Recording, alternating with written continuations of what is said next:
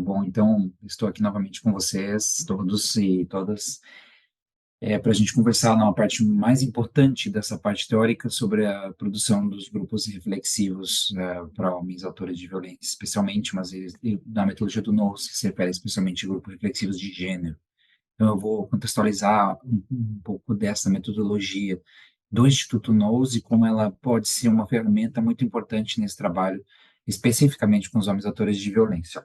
Novamente, vou pedir para vocês, quem tiver e puder manter a câmera ligada, por favor, que assim faça para a gente poder estar aqui conectado um pouco mais efetivamente e que vocês podem me parar para fazer perguntas e no final também eu abro um espaço e peço que vocês tragam questões, que são um momento importante e essa aula especialmente é o mais importante, porque é daqui que vai definir o trabalho prático, efetivamente, que vocês vão fazer e é onde surge mais dúvidas, desafios, etc., sobre esse tipo de trabalho. No nosso próximo bloco, que é o bloco, nosso próximo bloco, que é o bloco prático, a nossa dinâmica vai mudar completamente, porque aí nessa nossa dinâmica nós precisamos que todos estejam com a câmera ligada e áudio ligado e participem, porque vai ser uma dinâmica de participação, vai ser uma dinâmica mesmo, de grupo. Então, aí a gente vai poder colocar em prática algumas coisas que eu estou colocando aqui hoje. Alguém te falou que o áudio não estava muito bom. Eu quero saber se os demais estão escutando adequadamente, que de repente pode ser uma questão local, ok? Então, é possível que seja uma questão local. Teria que verificar. Eu até estou sem os áudios, os microfones aqui, por isso também, para ficar bem prático. Então, essa é uma das aulas mais importantes de todo o bloco, como eu coloquei antes, porque nós vamos falar da metodologia, o que é a base da metodologia. Inicialmente, a gente entendeu os aspectos teóricos, e o histórico também de trabalho com homens, e esses aspectos teóricos fundamentam essa metodologia, o que ela tem a ver e o que ela é diferente de outros locais. E aí o primeiro ponto que eu queria trabalhar com vocês, como um conceito da parte metodológica, é o caráter reflexivo, é como conduzir um trabalho grupal, uma dinâmica grupal, de um nível reflexivo. O grande ponto aqui é que a proposta não é simplesmente colocar pessoas para conversarem entre si, ou simplesmente dar uma palestra ou explicar algo para essas pessoas, mas a grande ponto é transformar essas 2 horas de encontro com esses homens ou com quem participasse, se trabalhar essa metodologia em outros contextos, mas que haja uma reflexão, haja um movimento grupal de novos sentidos e novos significados sobre o tema proposto. E esse tema precisa ser resumido como uma nova ação do grupo no final desse encontro. E, usualmente, como vocês podem ler na metodologia do Instituto Nous, é importante que deste de hoje para o encontro que a gente vai fazer prático, vocês leiam a metodologia, lembrando que eu já mandei a metodologia para a leitura de vocês, espero que vocês tenham recebido, e é muito rápido, prático e objetivo essa leitura, então não é nada muito complexo, e é muito importante que vocês leiam para entender o que eu estou colocando aqui. Então, o caráter reflexivo, a ideia do grupo do Instituto Nós é grupo reflexivo de gênero, então a gente vai trazer reflexões grupais, na socialização grupal, sobre gênero em geral, e aqui no caso do trabalho com homens atores de violência, a gente pode alinhar diversas outras temáticas que têm a ver com a socialização masculina, masculinidade, emoções, ciúmes, ou questões sobre a Lei Maria da Penha. Mas o grande ponto desses encontros é colocar as pessoas para conversar e discutirem, e que no final desse encontro elas saiam com outras ideias, com novos repertórios analíticos sobre aquela situação, não em concordância, não que elas estejam ali no final do encontro concordando com tudo, mas que eles estejam saindo do grupo com novas ideias, com novas percepções, possibilidades, sentidos e significados sobre o tema, e não só com a sua ideia única. E isso vem muito do próprio construcionismo social, que entende que cada pessoa traz uma construção diferente, uma leitura diferente sobre o tema, e não que uma esteja mais correta do que a outra, ou verdadeira que a outra, mas que há versões da realidade e que elas precisam conectar num trabalho social dialógico dentro das regras e limites sociais que nós temos. Então, não é uma coisa assim. Isso é muito importante dizer, não é que eu digo agora que é claro que cada coisa que eu estou colocando tem argumentos, tem, numa sessão como essa, tem argumentos, tem teorias, tem reflexões, e é isso que a gente vai colocar. Não é uma coisa de omitir opiniões. Também, no outro lado, eu opino que a mulher tem que ficar em casa. Não, não é isso que a gente está falando. A gente está falando historicamente como que é a relação entre homens e mulheres. Vamos conversar sobre isso. Quais são os efeitos de relações de poder entre homens e mulheres? Como eu posso fazer diferente? Quais são os efeitos? Como isso gera violência? Como gera violência? Então, refletir, conversar de uma maneira crítica e reflexiva sobre isso é o ponto principal dessa metodologia. Por isso, ela se baseia na pedagogia do Paulo Freire, da pedagogia da pergunta, e da educação que traz para o cotidiano, nas práticas cotidianas e do dia a dia das pessoas. Então, elas vão contar de suas experiências, elas vão falar em primeira pessoa, a gente vai estimular que se fale em primeira pessoa, e que se conte da sua própria experiência, da sua própria vida, e que não se opine, e se que se troque ideias de como é para si a experiência. Então, muitas vezes, num encontro como esse, eu vou dizer, quando eu te escuto isso, eu lembro da minha história, quando eu fiz tal e tal coisa, quando para mim foi assim, na minha experiência foi tal, diferente. E não de aconselhar o outro, dizer o outro como vai ser. Você não deveria, isso não é uma coisa que a gente deveria fazer. Você deveria fazer coisa também, não é uma coisa que a gente faria, né?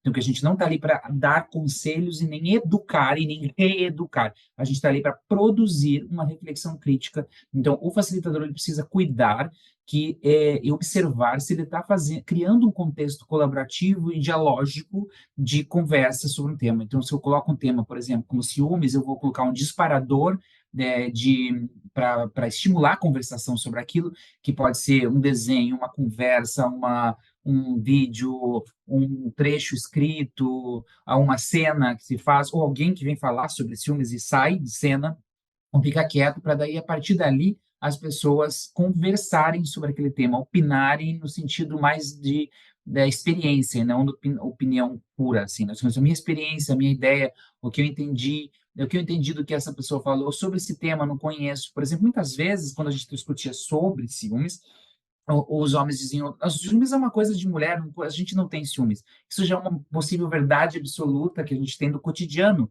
do dia a dia das pessoas. E ali a gente começa num grupo desconstruir isso, dizendo, mas eu acho diferente, porque minha experiência é que sim, eu tenho ciúmes, o outro rapaz pode falar.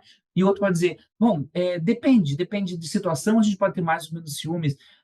Não, eu entendo que essa coisa é uma coisa fraca de pessoas que não são fortes, mas eu sou mais forte e não tenho ciúmes. Então, você vai dando sentidos e corrente de ideias sobre aquilo. E o nosso trabalho como facilitador é juntar isso, é organizar isso, muitas vezes colocando no quadro, fazendo perguntas, fazendo uma pessoa falar com a outra, conversar, olha, o que você acha do que o fulano falou? O que te parece essa questão? E fazendo eles conversarem entre si, organizando essa rede de conexões, sentidos, significados, e no final, resumindo isso. Então, essa questão de organizar, ela vem a partir das perguntas reflexivas, as perguntas conversacionais, as perguntas que trazem relativização, dúvida, conexões, e não afirmações. Então, eu não vou lá afirmar que as coisas são assim. Eu me pergunto, eu começo a frase com dúvida, com ideias, com possibilidades. O que você acha disso? Me parece que, será que dessa maneira não seria tal consequência? Que ajude a pessoa a trazer ideias e possibilidades que ela não estaria fazendo sozinha, ou que jogue para o grupo e o grupo faça isso sozinho. A minha função é entender esse grupo e ver como ele está funcionando, estimular que todas as pessoas conversem, tenham voz, estimular aquele que não está conversando para conversar em grupos pequenos, por exemplo, em duplas, em trios, para que ele sinta-se à vontade de falar também a sua experiência e dando tempo dele de colocar para fora também as suas ideias, para a gente circular essa construção. E no final a gente junta isso, sintetiza numa organização do grupo sobre o dia, ou sobre aquilo que ele aprendeu de diferente, o que ele escutou de diferente. Então, o que você escutou de diferente sobre esse tema? Nessa dos ciúmes, por exemplo, é muito interessante que muitas vezes no final eles dizem, poxa, eu me dei conta que sim, eu tenho ciúmes. Nossa, eu tinha uma ideia diferente, agora eu comecei a perceber que não, que tem uma coisa também que eu não tinha pensado antes, que tal e tal aspecto, e aquilo. E essa é a ideia de reflexão e produção crítica. Por isso que a base da metodologia não é ser educativa, não é ser palestra, não é eu chegar e saber sobre ciúmes ou sobre gênero e explicar para as pessoas como é que eu entendo, porque isso seria colonizar no outro a minha ideia. A ideia é eu compartilhar a minha e o que eu aprendi e ouvir o que eles aprendem e aprenderam no cotidiano. E a partir daí colocar argumentos que podem se contradizer algum aspecto, ou argumentar diferente de outro, ou falar das consequências ou das questões éticas, e como isso vai envolvendo na camada de organização ética social, que a gente procura, no sentido de e também eliminar violências, como que a gente, nessa conversa, a gente vai relativizando algumas coisas para deixar claras as consequências da violência e possibilidades de não violência e outras formas de fazer, porque a gente também não deve perder o foco do nosso objetivo principal quando a gente forma um grupo reflexivo. Muitos dos grupos que existem no Brasil, que são grupos reflexivos para homens autores de violência, não são necessariamente reflexivos, embora coloque o nome como reflexivo. Porque o que acontece é que esses grupos se popularizaram no Brasil a partir dos grupos do Instituto Nous, no final da década de 90, início de 2000 e algo, quando a gente começou lá no Nous a popularizar, de uma certa forma, a proposta de grupos reflexivos. Mas, internacionalmente, a gente vem falando, e continua falando, já falava, de grupos psicoeducativos, que lá falam de uma psicoeducação com dinâmicas e flexões que também são reflexivos em alguns casos, e outros são mais cognitivo-comportamentais. A nossa proposta não é o trabalho cognitivo-comportamental, embora a gente possa usar algumas técnicas, eventualmente, como a de controle da ira e tal, alguns, mas o nosso jeito de fazer é diferente, ele sempre vai estar dividido em disparador de conversa, e aí o trabalho do facilitador prévio é pensar um disparador, e cada vez a gente pensa um novo, para cada grupo a gente pensa uma nova, a gente pega uma caixa de ideias e possibilidades, e é isso que a gente vai botar em prática depois nos próximos encontros, e depois a gente vai produzir perguntas, e essas perguntas não são receitas claras, porque você vai aprender a fazer perguntas na prática. O que você precisa aprender é como usar melhor determinados verbos, formas de iniciar a pergunta, ou como a pergunta não seja, para que a pergunta não seja afirmativa, que ela não seja fechada em si, que ela não seja absoluta numa ideia, mas que ela provoque discussão, que ela provoque o movimento do dissenso e do consenso, que ela provoque conversações entre as pessoas e que ela relativize as verdades, em que ela mostre pouco a pouco a construção da realidade que a gente faz a partir do construcionismo social e nesse olhar sistêmico. E um grande ponto é que vocês não entrem com essas perguntas também num olhar de causa e efeito ou muito cartesiano, entendendo a violência e o gênero como algo complexo, tem múltiplos fatores, ideias, possibilidades contextuais, então a gente faz situações em que muda o contexto para as pessoas entenderem a diferença que existe aí, a complexidade que existe nessas questões. Esse é o desafio, produzir um caráter reflexivo nesse trabalho.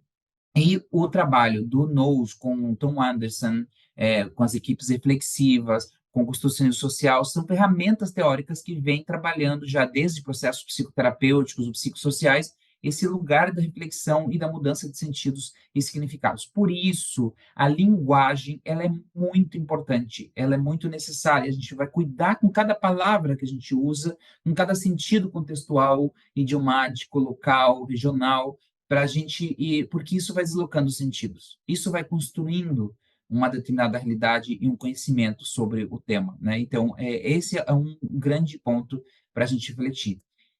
Então, como eu estava dizendo, alguns grupos, em termos nacionais de trabalho com homens autores de violência, não são reflexivos porque eles acabam, de fato, fazendo algo mais educativo ou acabam não produzindo essa troca entre os sujeitos, que é o que a gente propõe. Então, para que vocês... E um dos pontos delineados nas fundamentações de recomendações internacionais e nacionais sobre o trabalho com homens autores de violência é que haja esse aspecto bem reflexivo para que haja um movimento, para que as pessoas se impliquem subjetivamente na mudança.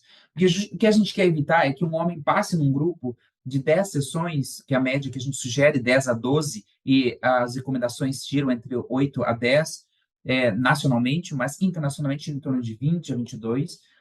Nós queremos que a pessoa passe por ali e transforme-se minimamente em seu processo subjetivo.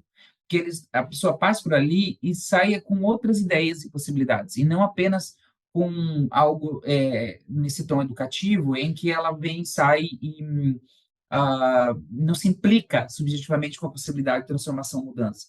continua achando que violência é algo que ela pode fazer e deve fazer em situações e que se justifica por determinados argumentos, mas que ela possa repensar alguns desses aspectos e mover o seu pensamento, as ideias, a sua construção social, sentidos, significados. Por isso a ideia do formato flexível. E por isso que na metodologia do NOS, nós falamos que é interessante que haja entre 15 e 20 pessoas no máximo, para que haja essa possibilidade de observar cada sujeito e dialogue com eles e promova essa implicação subjetiva, que a pessoa se implique, esteja ali de corpo presente, efetivamente, e não, e por isso que a gente não pode permitir que se mexa no celular ou que não esteja conversando. Por isso que quando a gente transforma essa metodologia para o sistema online, que tem um artigo que eu mandei, acho que para vocês também, para vocês olharem, quando a gente fez na época da pandemia, a presença é muito importante no sentido da câmera ligada, de não estar mexendo no celular, de você estar ali prestando atenção no que está acontecendo,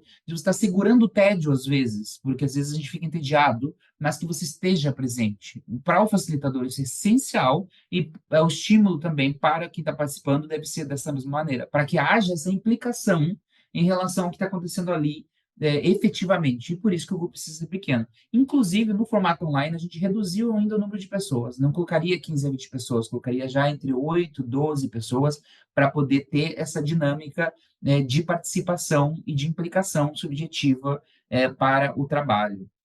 Nesse sentido, é interessante que nós, como facilitadores, tenhamos passado também por um processo de reflexão sobre gênero. Então, eu preciso parar e olhar a minha própria história e ver como eu construí a minha história de gênero, masculinidade, relação com as mulheres, na minha infância, para que, na hora que aparecem situações no grupo, eu esteja sensível, eu tenha um olhar reflexivo crítico para trazer uma pergunta, para trazer uma reflexão, para trazer uma outra história diferente sobre aquilo. Se eu não me trabalho pessoalmente, se eu não olho para mim como também parte de uma história de gênero, também subjetivado por uma questão de gênero, ou também subjetivado por violências que passam pelo meu corpo, pela minha história, pelas minhas relações, eu não vou enxergar no outro essas possibilidades. E aí acontece que se passa por alto muita coisa e você não entra no aprofundamento que nós entendemos que deve ser. Também por isso nós entramos com 2 facilitadores. E na metodologia do NOS se sugere que seja um casal, um homem e uma mulher, porque ali faz com que a gente possa ter um exemplo de diálogo entre um homem e uma mulher, colaborativo, dialógico, respeitoso e não violento, e também porque vai aparecer, tanto com homem ou mulher, vão aparecer coisas de gênero, vão aparecer situações que, de repente, eu, como homem, vou falar mais alto, explicar e dar voz à mulher e não colocar no lugar de inferioridade, ou explicar uma coisa que ela já colocou, e que isso nos dá a oportunidade ali de a gente intervir, de a gente repensar, de a gente olhar para a gente, de dizer, olha, acabei de ver que eu acabei fazendo isso, e foi uma questão que não deveria fazer, então você vai sendo exemplo prático das relações de gênero para eles e para elas, quando o grupo também é feito para mulheres, né? E no caso, também pode ser 2 homens e pode ser 2 mulheres, mas a ideia é sempre um uso estratégico dessa ideia do gênero, e que antes e depois desses encontros a dupla se reúna para conversar sobre seus sentimentos, sobre como ela se implicou naquele grupo, o que a tocou nela, o que ela incomodou e como aconteceu, e como foi a própria facilitação entre os dois. Então, sempre se recomenda que se encontre meia hora antes, que se programe, que a ideia do Instituto NOS é um formato aberto e vivo. Então, a gente não vai passar um protocolo de 10 sessões para vocês seguirem. A gente vai passar um modelo em que vocês podem encaixar as suas necessidades de cada grupo. Então, ali você vai encaixar e buscar temas, vídeos, possibilidades. Então, esse é o trabalho anterior dos facilitadores, de buscar o disparador, depois testar ele, fazer perguntas, conversar entre si, e também na própria facilitação conversar entre si. A conversa entre os 2 facilitadores é uma estratégia de atenção ao outro, porque você está falando sobre o outro, na frente do outro, e ele está assistindo, ele não está sendo interpelado a dizer algo. E isso permite uma percepção e um sentido, uma coisa muito diferente. Então, a gente muitas vezes, como professor, conversa um com o outro. Digo, olha, eu estive aqui pensando como que a gente pode seguir hoje a sessão, porque eu fiquei um pouco de receio de que a gente seguiu um pouco rápido. Aí o outro coloca, olha, de verdade, vamos pensar. E as pessoas assistem a gente projetando a nossa sequência da sessão, ou às vezes uma discordância entre os dois facilitadores, respeitosa, e diz, olha, é legal o que você falou, mas eu penso diferente, eu queria colocar minha questão, e a gente conversa entre si, e eles assistem a gente conversando. Isso é muito interessante como estratégia metodológica de mostrar essa multiplicidade de versões, de interpretações, de sentidos, já desde a própria prática do facilitador, que é o que a gente chama da própria equipe reflexiva. A equipe reflexiva que a gente coloca no final, em alguns casos, aqui o No já não faz mais, mas fazia antes, e hoje a gente faz em algumas experiências com homens, é que haja dois observadores, e esses dois observadores, no final, conversam entre si, todo mundo assiste a conversa deles, como se o resto não estivesse na sala, de uma maneira respeitosa, obviamente, e ética, e também sem uma maneira de jargões técnicos, explica falando do cotidiano, de um jeito simples, mas que isso opera dá novos sentidos, significados e possibilidades para quem está assistindo e vendo isso. Mas a gente pode fazer isso com o nosso colega. A gente faz isso em alguns momentos antes, quando não tem equipe reflexiva, quando não tem dois observadores para falar no final, que às vezes é mais complicado. No nosso contexto universitário, a gente consegue ter dois observadores, que sempre tem estagiários, alunos, mas no contexto usual, né, da política pública é mais difícil. Mas o estímulo a essa conversa, ela acontece a partir de um ponto que Tom Anderson, que é um psiquiatra da Noruega, que infelizmente é falecido, mas uma figura muito importante para esses processos reflexivos, ele tem um livro no Instituto Nous, que vocês podem comprar lá no Instituto Nous, que se chama Processos Reflexivos. E ali ele vai dando muito tom de como produzir a reflexão, de como fazer um processo reflexivo. E justamente essa ideia do que é a reflexão tem uma coisa de você parar e ouvir o que o outro está dizendo, e guardar para si, e processar isso, e pensar, e a partir dali devolver. E o Tom Anderson era incrível, porque era uma pessoa que ele parava e ficava te observando, e ficava um tempo observando a tua conversa para depois ele dizer algo sobre isso. E essa é um ponto importante e é uma habilidade que o facilitador precisa ter. Não sair falando coisas, para e pensa, reflete. E aí entra o conceito que eu gostaria de dizer, que eu estou tentando colocar aqui, que é o diálogo interno. Observar nossos diálogos internos. O que eu estou pensando? Como que aquela fala ou aquela conversa produz algo em mim? E externalizar esse pensamento. E essa externalização do diálogo interno eu faço com o meu colega facilitador do lado, e às vezes eu vou falar através de uma pergunta de reflexão. Sabe que quando você fala sobre isso, eu fiquei aqui pensando, e se uma situação X acontecesse dessa forma, como seria? O que você entende sobre essa situação? É aqui quando você fala, eu fico lembrando de uma situação que eu queria compartilhar, que talvez seja útil aqui. Comigo, quando eu tinha tantos anos, aconteceu tal situação e eu reagi dessa maneira. Como é para vocês ouvirem isso? Então, esse diálogo interno é um dos pontos mais importantes para a gente poder fazer um processo reflexivo. Daí, esse livro do Tom Anderson, Processos Reflexivos, que serve muito para processos terapêuticos, terapia de família, também serve para esses trabalhos psicossociais. A gente tem usado muito, porque ele vai produzindo esse caráter reflexivo. Então, o caráter reflexivo é o principal ponto, e é o principal problema nos grupos hoje, porque muitos não têm esse caráter reflexivo, ficam no estrito educativo, e as pessoas não chega até as pessoas a possibilidade real de mudança. Então, esse é o grande mote do Instituto Nous e dessa metodologia, produzir reflexão através desses diálogos internos e através da escuta. Então, o principal ponto aqui é você escutar o outro. E escutar o outro é um exercício muito importante que a gente precisa fazer. Então, eu queria convidá-los para vocês fazerem depois, pessoalmente, né, que aqui a gente está fazendo um tom mais expositivo, de vocês se observarem como vocês escutam. Então, daqui até o próximo encontro, observem como vocês escutam as pessoas. Quais são as dificuldades que vocês têm de escutar? especialmente quando a gente está escutando coisas que a gente não concorda, especialmente quando a gente está escutando coisas talvez de violência, mas como eu escuto o outro? Como eu respeito primeiro o que ele está processando e como me faço perguntas de por que ele está pensando dessa maneira? O que fez ele achar que isso seria correto? E o que faz eu achar diferente?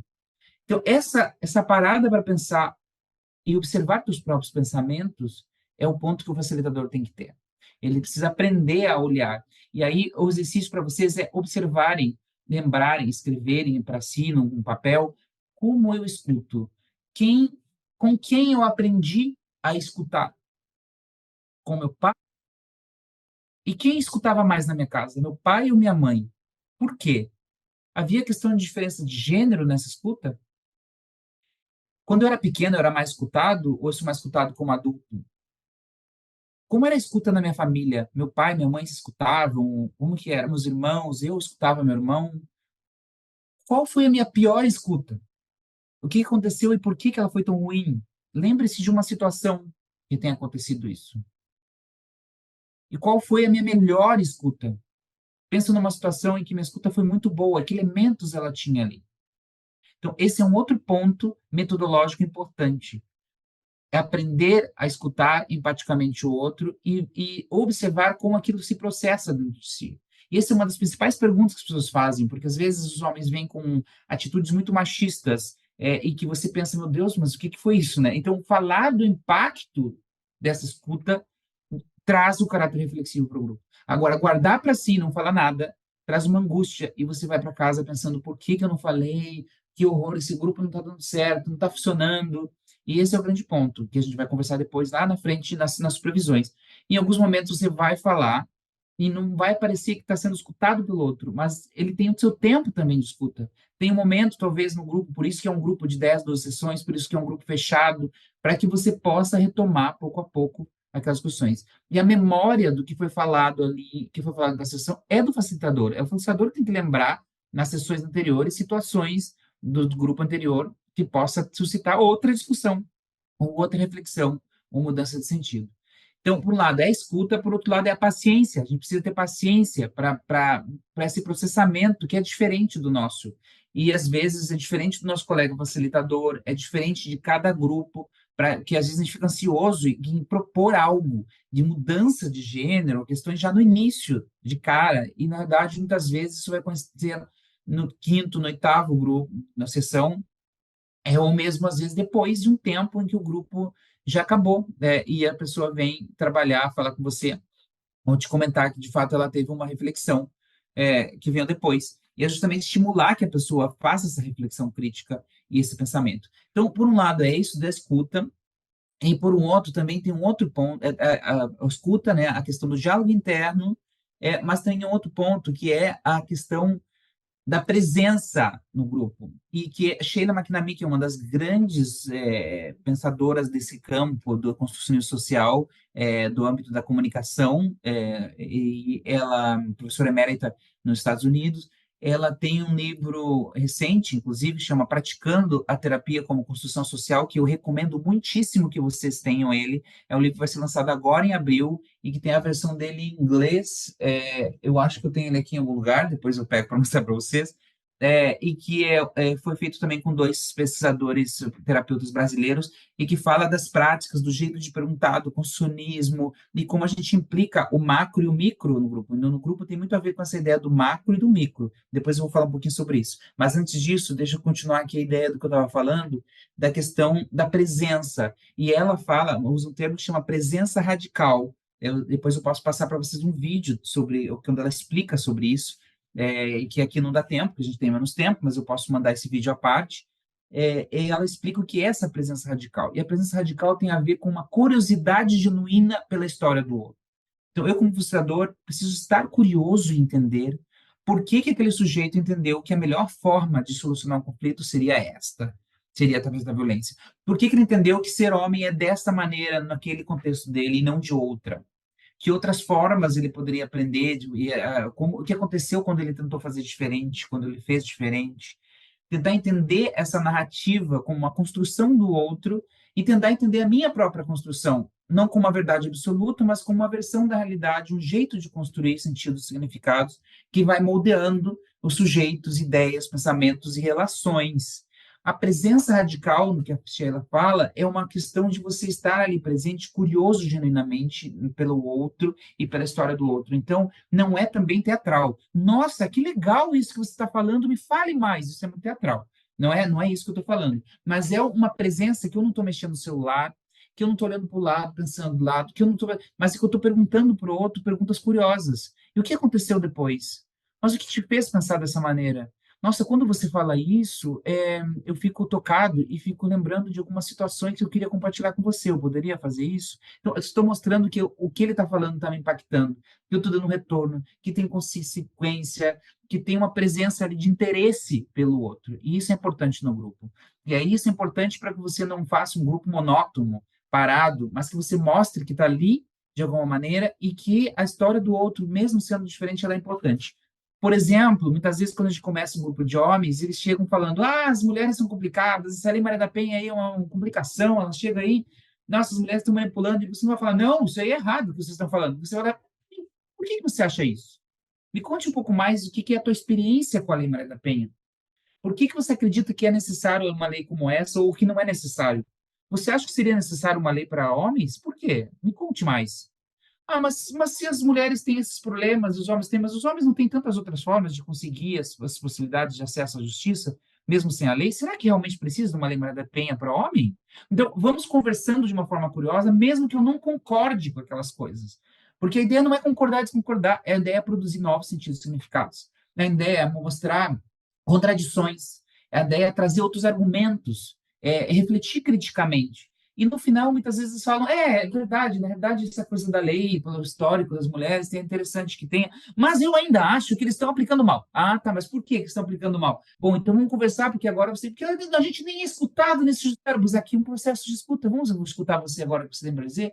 Mas veja só, apesar de você não concordar com a lei, você já está aqui, a gente precisa passar esse processo. E o grande ponto aqui talvez seja a gente criar estratégias para a gente lidar com as situações de outra maneira. Você não acha? Ah, é verdade, isso pode ser bom para mim. Então vamos conversar sobre isso. E aí você desloca o sentido daquilo que era grande e parecia ser uma discussão infindável sobre o lado e vai para o que interessa para o grupo. Volta para o que interessa em termos de habilidades sociais, questões, argumentos, ética, transformação social, que é o que tem que estar na cabeça. Mas o outro se sente ouvido, escutado, que alguém ouviu a sua ideia, as suas questões, e às vezes até sai dali pensando diferente, né? Às vezes sai para tipo, realmente, talvez seja por aqui, porque eu tenho que tentar entender por que que ele entende daquela maneira. E isso demanda essa presença, essa curiosidade, esse olhar, estar num grupo com um grupo flexível, enquanto o meu colega está abrindo uma dinâmica, eu tenho que estar olhando o grupo, eu não posso estar aqui pensando: meu Deus, o que eu tenho que fazer agora? Não, você tem que estar ali olhando que o fulaninho está prestando atenção, o outro está mexendo no celular. Oh, peraí, olha, vamos pegar mais atenção aqui. Vocês entenderam o que o Marco falou aqui do lado? Então, você tem que participar genuinamente. Você tem que estar presente naquele espaço. E ali dialogar também e auxiliar o teu colega. E não ir contra o que ele está fazendo, também no sentido de um vai para um lado, vai para o outro. Teve dois estagiários meus que, quando eles estavam fazendo o grupo, um dizia: não, vamos fazer isso. E o outro dizia: não, mas isso não dá tempo, vamos fazer tal coisa. E começava a brigar entre eles. E aí o grupo se compartilhava, porque ia para um lado e para o outro, os dois facilitadores brigando. Isso não é uma boa demonstração. Uma coisa é mostrar dissenso sobre um tema. Outra coisa é eu conduzir junto o grupo. Eu não posso conduzir de maneira separada ou conduzir sozinho, esquecendo o meu facilitador. E aí são pontos que a gente pode discutir depois em processo de supervisão, né? Quando vocês estiverem fazendo o grupo, as dificuldades que vocês vão tendo com cada colega e o momento de você colocar: ei, quando se fala isso, você quer, vamos conversar sobre isso para a gente não acontecer isso de novo? Porque eu me senti que eu fui cortado ali. Não pode me cortar. Não pode ir para um lado para o outro. A gente tem que negociar antes do caminho que a gente vai seguir, não lá no meio. Às vezes a gente negocia lá, mas de uma maneira respeitosa, no sentido de que a gente caminhou para um lado e eu achei que não está funcionando bem. Aí eu converso com meu colega: que tal a gente caminhar por aqui, porque nesse caminho eu estou falando. Aí a gente pensa: bom, então vamos provar. Aí a gente aceita e vai junto. Ah, não, mas eu ainda acho que tenho esse argumento para seguir esse lugar. Ah, então vamos seguir por aqui primeiro e vamos ver para onde dá. Então é preciso fazer esse improviso e essa dança como facilitadores do grupo.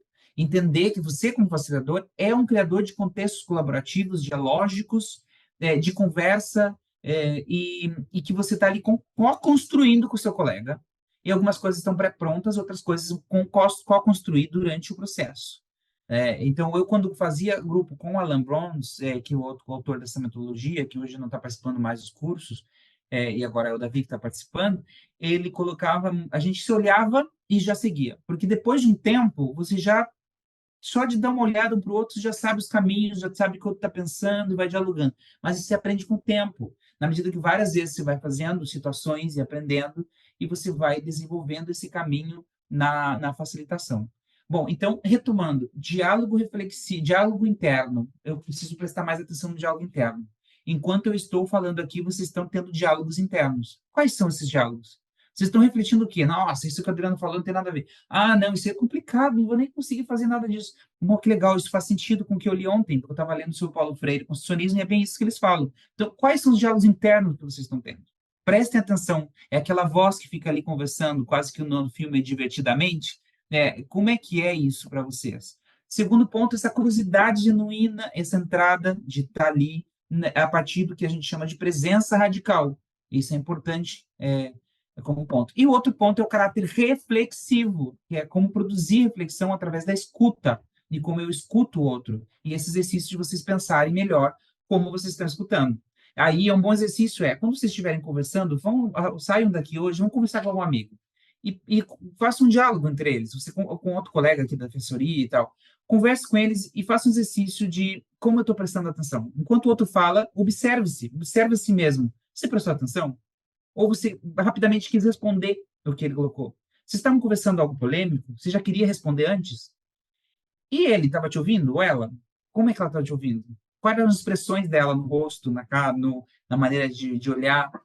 Faça exercício para vocês prestarem atenção, porque essas são ferramentas necessárias para a produção desse processo reflexivo e para a gente se autoanalisar e observar como que a gente está fazendo. E o outro aspecto que eu falei antes era a questão de trabalhar se você também sobre as suas próprias questões de gênero, sua maneira de perguntar, sobre o que você vivenciou, porque você vai usar-se também ali em momentos situacionais para poder fazer as boas perguntas reflexivas. E, por fim, tudo isso gira na ideia das perguntas reflexivas, de como fazer essas perguntas reflexivas para que a gente tenha um contexto reflexivo, crítico, dialógico e colaborativo, que é a ideia, né, do grupo de reflexão de gênero. Essa metodologia ela pode ser usada para trabalhar gênero, para trabalhar com homens autores de violência, para trabalhar mulheres, para trabalhar adolescentes, para adaptar temas como luto, ou temas como o uso de álcool e drogas.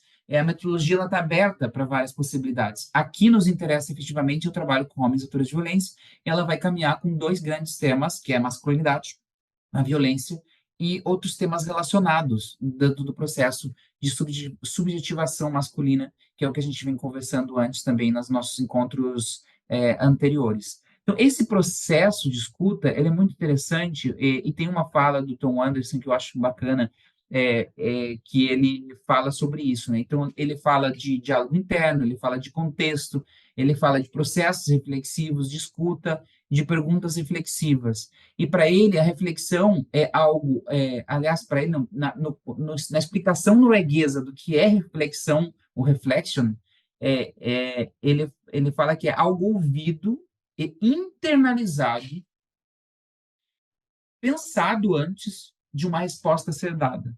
Então, isso eu acho que é uma boa forma de a gente entender o conceito de reflexão. Ouvir, internalizar, pensar e depois responder. E normalmente a gente mal ouve e já responde.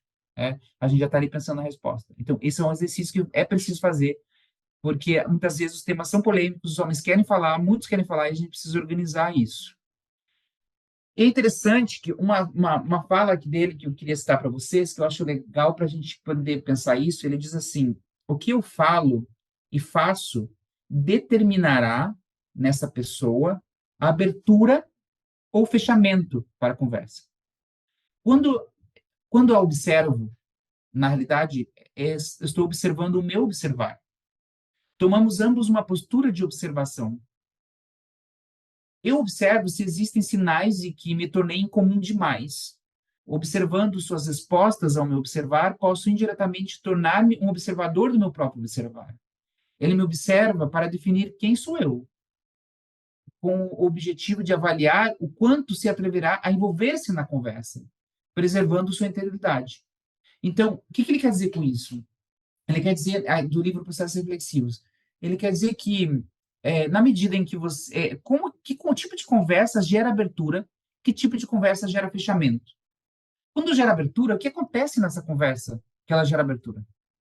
Quando gera fechamento, o que ela acontece que ela gera fechamento? O que faz com que a pessoa queira preservar? Um dos pontos é a pessoa está querendo preservar a sua integridade, ela não está se sentindo que ela pode colocar o pensamento dela. E aí que está o ponto importante, né, de a gente observar os sinais e observar quando a gente acaba fazendo uma observação em comum demais, para que a gente faça algo comum ao outro primeiro e depois ir abrindo para o comum, e por isso a ideia dessa conexão com o cotidiano. Ele também se pergunta algo no sentido de até que ponto eu serei responsável por abrir meus sentidos e ser assim perturbado por aquilo que me sensibiliza. Então, o que me sensibiliza no grupo? Isso é um processo de diálogo interno.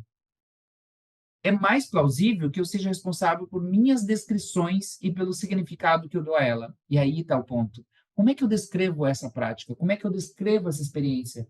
Por que eu descrevo de forma diferente que o outro? E como é essa diferença? E aí a gente vai vendo esse elemento da linguagem. A conversa que estou tendo com uma pessoa, ela é suficientemente lenta para que ela e eu tenhamos o tempo necessário para observar nossas falas internas? E também outra pergunta que você pode fazer é, depois de um tempo com o grupo, de tudo que eu ouvi ele falar, o que mais me desperta interesse? A pausa antes de escutar poderia ser usada como autoindagação. O que eu disse foi adequadamente incomum ou demasiadamente incomum? Então, para a gente pensar esse tom da reflexão. Qual abertura devo relacionar minhas perguntas? Isso também é uma boa pergunta que ele faz, né? Como que eu gero abertura? E isso vai depender muito do jeito que eu pergunto, da maneira que eu pergunto para o outro, para que eu entender aonde vai chegar isso, né? Então, por isso a nossa posição de escuta, ela é muito importante. E é só a partir dessa posição de escuta que eu observo o meu diálogo interno efetivamente. Senão eu não vou observar ali, né? E nesse sentido, a gente vai então classificar ou colocar um conceito que vai estar lá na apostila do Knowles para grupo reflexivo. E o que seria um grupo reflexivo nesse entendimento? Como todo esse ponto. Aí eu vou colocar aqui para vocês algumas definições do que seria um grupo reflexivo, especialmente a partir de umas capacitações que a gente fez em 2015, e uma que organizou um pouco essa ideia foi a Irene, uma colega que participava aqui do NOS. Então, o entendimento que a gente colocou ali, que o grupo é um espaço de convívio onde se deve valorizar a diversidade através do exercício do diálogo. Então, importante, diversidade de ideias, opiniões, possibilidades e subjetivações, e de diálogo. Diálogo é muito importante. É um espaço de problematização e questionamento que pode promover uma imersão crítica de novos olhares sobre o cotidiano de seus participantes. Então, é um espaço de problematização e questionamento. Então, é um lugar que a gente vai problematizar, questionar, colocar ideias diferentes, criticar, que pode promover uma imersão crítica de novos olhares, essa é a ideia, novos olhares sobre o cotidiano em seus participantes. É um espaço de produção individual, mas também coletiva de conhecimento. A gente gira em torno desse micro e macro, relacional e macro, porque eu vou estar também trabalhando em cima do que eu penso, mas do que traz a sociedade como um todo e como isso influencia o meu micro e o meu pensamento. É um espaço de valorização da cidadania quando desvela a importância que cada um dos participantes do grupo possui na construção de saberes ancorados no contexto social do qual fazem parte. Então, é um espaço de valorização da cidadania, quando desvela a importância que cada um dos participantes do grupo possui na construção de saberes ancorados no contexto social do que fazem parte. Isso já aqui dá um tom bem paulo-freiriano, no sentido de dizer, o meu conhecimento também é válido. ele também faz parte do cotidiano, também faz parte de uma construção de sentidos e significados. E como ele se conecta com outros conhecimentos, como ele desconecta de outros conhecimentos, como eu trabalho no sentido comum entre nós para que a gente possa viver em sociedade. Não posso dizer, eu acho que é assim, porque eu preciso entrar em um acordo coletivo com os colegas, com parceiros. Então, ali a gente vai pensar, peraí, você acha assim, mas qual é o acordo coletivo que nós temos sobre isso? Qual é o ponto nodal entre nós, o ponto de convergência e de dissonância entre nós? Vamos conversar sobre isso, vamos organizar isso, vamos colocar no quadro, escrever sobre isso. Então, passa a ser uma discussão, uma reflexão crítica. Claro que quando eu falo assim, parece que cada grupo vai ser assim complexo, com várias coisas, mas não é sempre. Às vezes a gente está trabalhando um tema tão comum e simples, mas a gente está mostrando quanto na construção social e na base ele não é tão comum e simples assim. Mas a gente está partindo do cotidiano, a gente está partindo da ideia não acadêmica, intelectual sobre as coisas, mas do dia a dia. Então a gente pode partir, às vezes, em toda uma conversa, a partir de uma pergunta, a partir de uma pergunta muito simples, muito direta. E a partir dali a gente poder mover as questões, né? E o manejo dessa eleição. E para isso eu preciso estimular a conversa. E às vezes o grupo conversa bastante, e aí eu preciso organizar para que haja respeito e ordem dessa conversa. E às vezes ele vai falar pouco e eu preciso criar estratégias. Por exemplo, se ele fala menos, a gente coloca primeiro em duplas, depois em trios, e depois fala que os trios e duplas falem sobre o que eles conversaram para o grupo maior, e a gente vai abrindo uma discussão de uma plenária maior, como campo de possibilidades. Para isso, vai ter, às vezes, confusão, porque às vezes um quer falar, outro quer falar, outro fala ao mesmo tempo, tu pode respeitar. Então, no início, a gente vai fazer acordos de convivência, que é o que eu vou falar depois do intervalo. E a gente pensar como produzir, primeiro, acordos e normas de convívio entre o grupo e respeitá-las. Mas, ao mesmo tempo, uma construção democrática, em que a gente vai junto fazer essa regra, e junto seguir ela, e junto revisar ela, se for necessário. Por isso, também é um espaço bastante democrático. E é muito interessante, porque às vezes eles levam isso para casa. Eles começam a pensar, poxa, por que eu não fiz isso quando eu fui discutir com minha mulher, com meus filhos, ou uma forma de dialogar o convívio em casa, né? Esse convívio social e grupal. Então, e aí tem um trabalho de fundamentação de grupo, tem um trabalho de fundamentação base, mas que não é nada complexo. Na medida que você vai aprendendo e fazendo e testando, você vai fazendo, e cada grupo é diferente.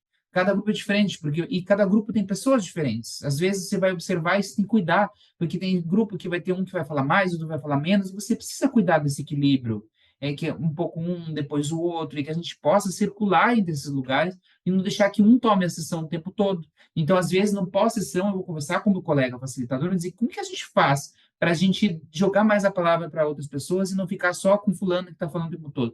Como é que a gente explica para ele que tem um tempo de fala, para equilibrar, porque tem a ver com. E só isso já é o grupo, porque isso já é convívio social, isso já é produção de consenso e de senso, isso já. E às vezes a gente pode perguntar para o próprio grupo: gente, eu tenho notado que a gente precisa circular um pouco mais a fala, o que vocês acham? Como que a gente pode melhorar isso?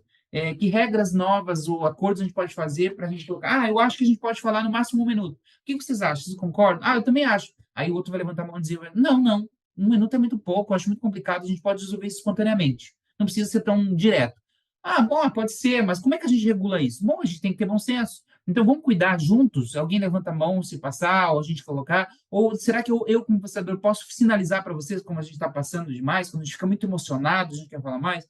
E ali a gente vai junto com eles, fazendo um trabalho comunicacional e dialógico. E é isso que importa, porque é isso que amanhã vai fazer diferença na hora de ele não exercer violência. E é disso que a gente fala quando a gente vai perceber que muitos desses acordos são generificados. E muitas vezes a gente naturaliza como homem que a gente pode ou deve fazer de tal maneira e não deve fazer de outra. E que a gente não deve fazer acordo com ninguém. Mas quando eles veem que eles podem fazer isso com outros homens, eles criam um laboratório de práticas em que eles passam a fazer depois fora. Né? E esse é o ponto.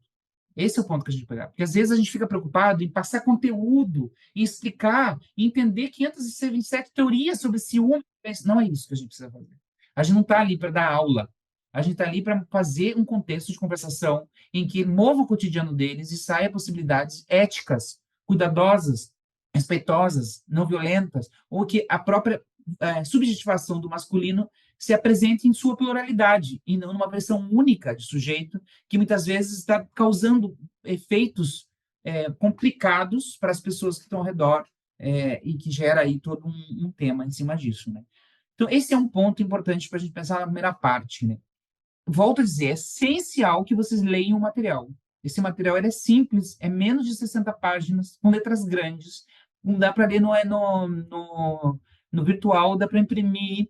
É, explica bem tudo que a gente já falou da parte de gênero, a parte das metodologia, da base sistêmica, da base construcionista, e depois explica a parte teórica e ainda dá várias indicações de outras leituras. Além disso, recomendo a leitura dos Processos Reflexivos, que é um livro que você pode comprar da editora Knowles, e também o trabalho de praticando a terapia como construção social, que apesar de ser voltado para a terapia, tem muitas técnicas que são recursos conversacionais, digamos assim, que são úteis para o nosso trabalho, que vai ser lançado pelo Knowles agora em abril. Então, fiquem de olho também lá no Instagram do Knowles e no site do Knowles, que é um livro precioso e de extrema utilidade para esse trabalho, para vocês. Inclusive, eu apresentei sobre esse livro, sobre essas práticas, recentemente, em Estocolmo, que eu estou agora em Barcelona, mas estive em Estocolmo, e eles gostaram bastante, acharam muito interessante a prática. Se vocês têm noção de onde circula e de vários locais esse trabalho e esse conhecimento que está sendo passado para vocês,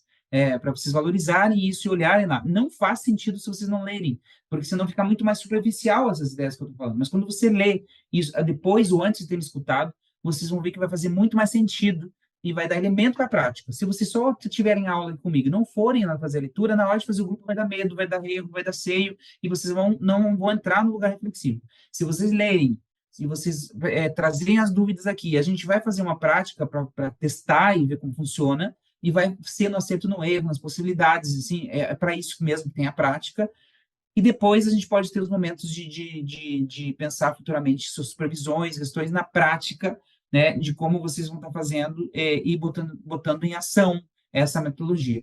E recomendo muito também que vocês não deixem de ler o livro que eu acho que eu mandei também, do mapeamento nacional do trabalho com atores de violência, num livro que tem recomendações e orientações técnicas do tipo de trabalho, e muitas dessas questões que o Nous coloca estão lá sobrepostas também no caráter amplo de qualquer outra metodologia que você participe, mas que deve manter essa questão dessa leitura de gênero, dessa questão reflexiva, das metodologias ativas.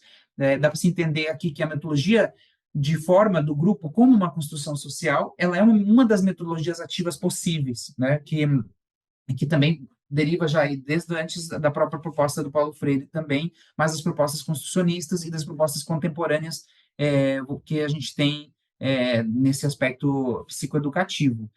Há também um livro ali que eu recomendo do Instituto Nous, chama Grupo como Construção Social, uma leitura muito interessante, Emerson Racera e Marisa Japur. É um livro muito interessante, é uma reedição, na realidade, que o Nous fez, que já antes foi da editora Vetor, e, e trabalha muito dessa ideia que eu estou falando, desse entendimento de grupo. É importante que vocês entrem estudando o grupo, entendendo que um grupo não é só juntar 10 homens e fazer eles conversarem. O grupo tem um jeito de lidar, o grupo tem um jeito de movimentar, o grupo tem uma cibernética, tem pessoas que se destacam mais, destacam menos, e que vão fazendo um giro conectado e que vão dando uma forma, uma massa constituinte de um grupo. E cada grupo vai ser diferente. Cada grupo vai ser desafiador e às vezes mais fácil, às vezes mais difícil, e isso a gente precisa entender. Então, é preciso um pouco dessa preparação. Eu não preciso ser expert em grupos, mas se eu estudar um pouco desse material do construcionismo e do material, eu já vou ter ferramentas para entender um grupo para além de uma reunião de pessoas. E esse também é outro grande problema. Muita gente que faz o grupo de homens só reúne homens e daí não sabe o que fazer com aquilo, porque eles vão falando, vão saindo, vai saindo do prumo, vão saindo coisas complicadas, você não reage e não sabe como reagir, fica com receio, ou fica nervoso, ou vai para casa com culpa, por que eu não falei aquilo naquela hora, como é que eu lido, parece que ninguém está mudando, e aí a gente vai, tudo bem, passou, já disse o que eu tinha que dizer, passa para o próximo grupo. É isso que eu não quero que vocês façam. Então, aqui a ideia é produzir essas ferramentas para que a gente possa fazer diferente. A gente possa trabalhar uma metodologia tão reconhecida como a do Knowles, em termos nacionais e internacionais, latino-americanos e fora, né? Mas precisa se estudar essa metodologia. Bom, eu paro aqui para a gente fazer um intervalo de 10 minutos e voltamos para a nossa segunda parte, mais voltada para essa formação do conjunto de sessões do grupo, temário, acordo de convivência e outros aspectos. Ok? Um abraço. Até daqui a pouco. Pessoal, então estamos de volta, vamos fazer a nossa segunda parte do nosso encontro. Eu vou trabalhar agora alguns outros pontos da continuidade da metodologia, e aí eu vou deixar nossos minutos finais para vocês fazerem perguntas.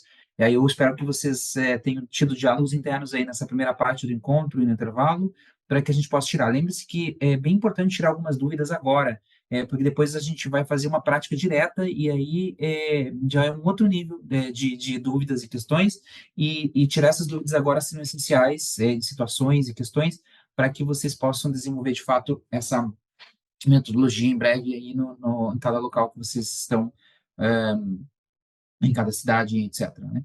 Bom, então, retomando, nós falamos desse olhar da preocupação com a reflexão e com a postura reflexiva, com a questão da escuta, de escutar as pessoas, efetivamente, de ser escutados, uma escuta interna também, do diálogo interno. Nós falamos da curiosidade genuína e da presença radical desse lugar, de estar ali presente. E nós falamos da formação do grupo e o grupo como uma construção social. Justamente pelo grupo ser uma construção social, que a gente precisa delinear algumas formas de desenvolvimento desse grupo, né? Como que ele vai criar-se como um grupo, como que a gente vai se entender como grupo. Esse é um ponto muito importante, porque a gente, quando começa a fazer um grupo, a gente entra no grupo, a gente não sabe quem são essas pessoas, mas aí quando a gente começa a conversar, é que nem quando acontece lá em situações de reality shows, né, que as pessoas no começo é só alegria, depois elas começam a se observar, dizer, dar tons e personagens para cada um, esse fala mais, esse fala menos, esse conversa, e isso vai acontecer no grupo também. Depois de umas 3 ou 4 sessões, as pessoas começam a se conhecer, então elas começam a implicar-se, começam a gostar-se mais uma das outras, começam a observar características, e esse movimento, ele é importante que ele é justamente como ele vai construindo essa formação grupal. Para que o grupo se sinta como grupo, que no início eles ainda sentem como pessoas ali pressionadas e entendendo, assustadas no início de como vai ser esse encontro, a gente precisa começar com dinâmicas de participação inicial e de aquecimento no grupo. Então, é interessante que a gente comece explicando por que que a gente está ali, qual é a ideia do grupo, qual é o objetivo, qual é o número de encontros que a gente vai ter, e que a gente possa, a partir daí, dizer, vamos nos conhecer, e vamos fazer alguma dinâmica inicial de conhecer-se, que não seja só falar, oi, eu sou Mário, eu sou Eduardo. Então, às vezes a gente fala sobre, faz eles conversarem em duplas, e a partir disso eles falam de um personagem que eles se identificam, ou de uma imagem que identificam eles possam contar um para o outro quem eles são, e que a gente também possa contar quem nós somos. Essas dinâmicas iniciais de apresentação, existem várias dinâmicas de grupo que vocês podem utilizar, que é interessante para esse início da formação do grupo. Depois desse início de formação de grupo, às vezes esse início já pode tomar uma sessão inteira no início, ou ela vai tomar uma parte da primeira sessão, e aí a gente vai seguir para a segunda etapa, que é o acordo de convivência. E o acordo de convivência são condutas e posicionamentos éticos dentro do grupo e como a gente vai sentir como grupo e respeitar coletivamente. Nesse acordo, a gente desenha, escreve ele numa flip chart ou no quadro, e ele fica lá escrito que nas próximas sessões a gente lembre, olhe, retome ele, e se houver outras agregações que a gente queira fazer, a gente possa fazer, parar o grupo de novo e agregar mais coisas, ou se tem coisas que a gente colocou ali que não estão sendo cumpridas, a gente possa também reavaliar democraticamente, e qualquer membro ou a gente mesmo pode levantar e dizer, não está funcionando isso, vamos conversar sobre esse ponto? Em sessões.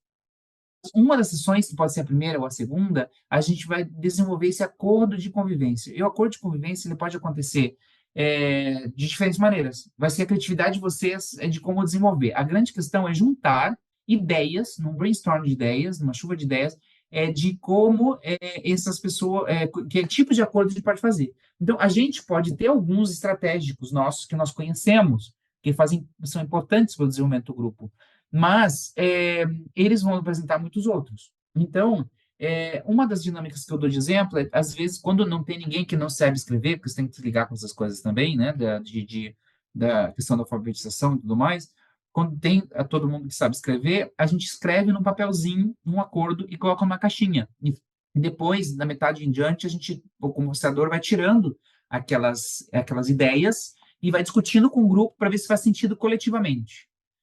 E ali pode ter, isso é uma possibilidade, mas tem várias outras. A gente pode escrever direto no quadro, isso vai fazendo as pessoas falarem, de repente o grupo é bem falante, e cada um já vai falando, e não há problema. Então, alguns exemplos de acordos que saem ali. Há alguns grupos internacionais que já têm uma lista posta de acordo, que eles chamam mandatos do grupo, mandados do grupo. A nossa ideia é que a gente até tem algumas, mas que todas sejam discutidas entre eles para fazer sentido para eles. Então, uma das coisas comuns que a gente coloca, por exemplo, é falar em primeira pessoa. É justamente para não colocar nessa terceira pessoa no lugar do outro, para colocar a implicação subjetiva.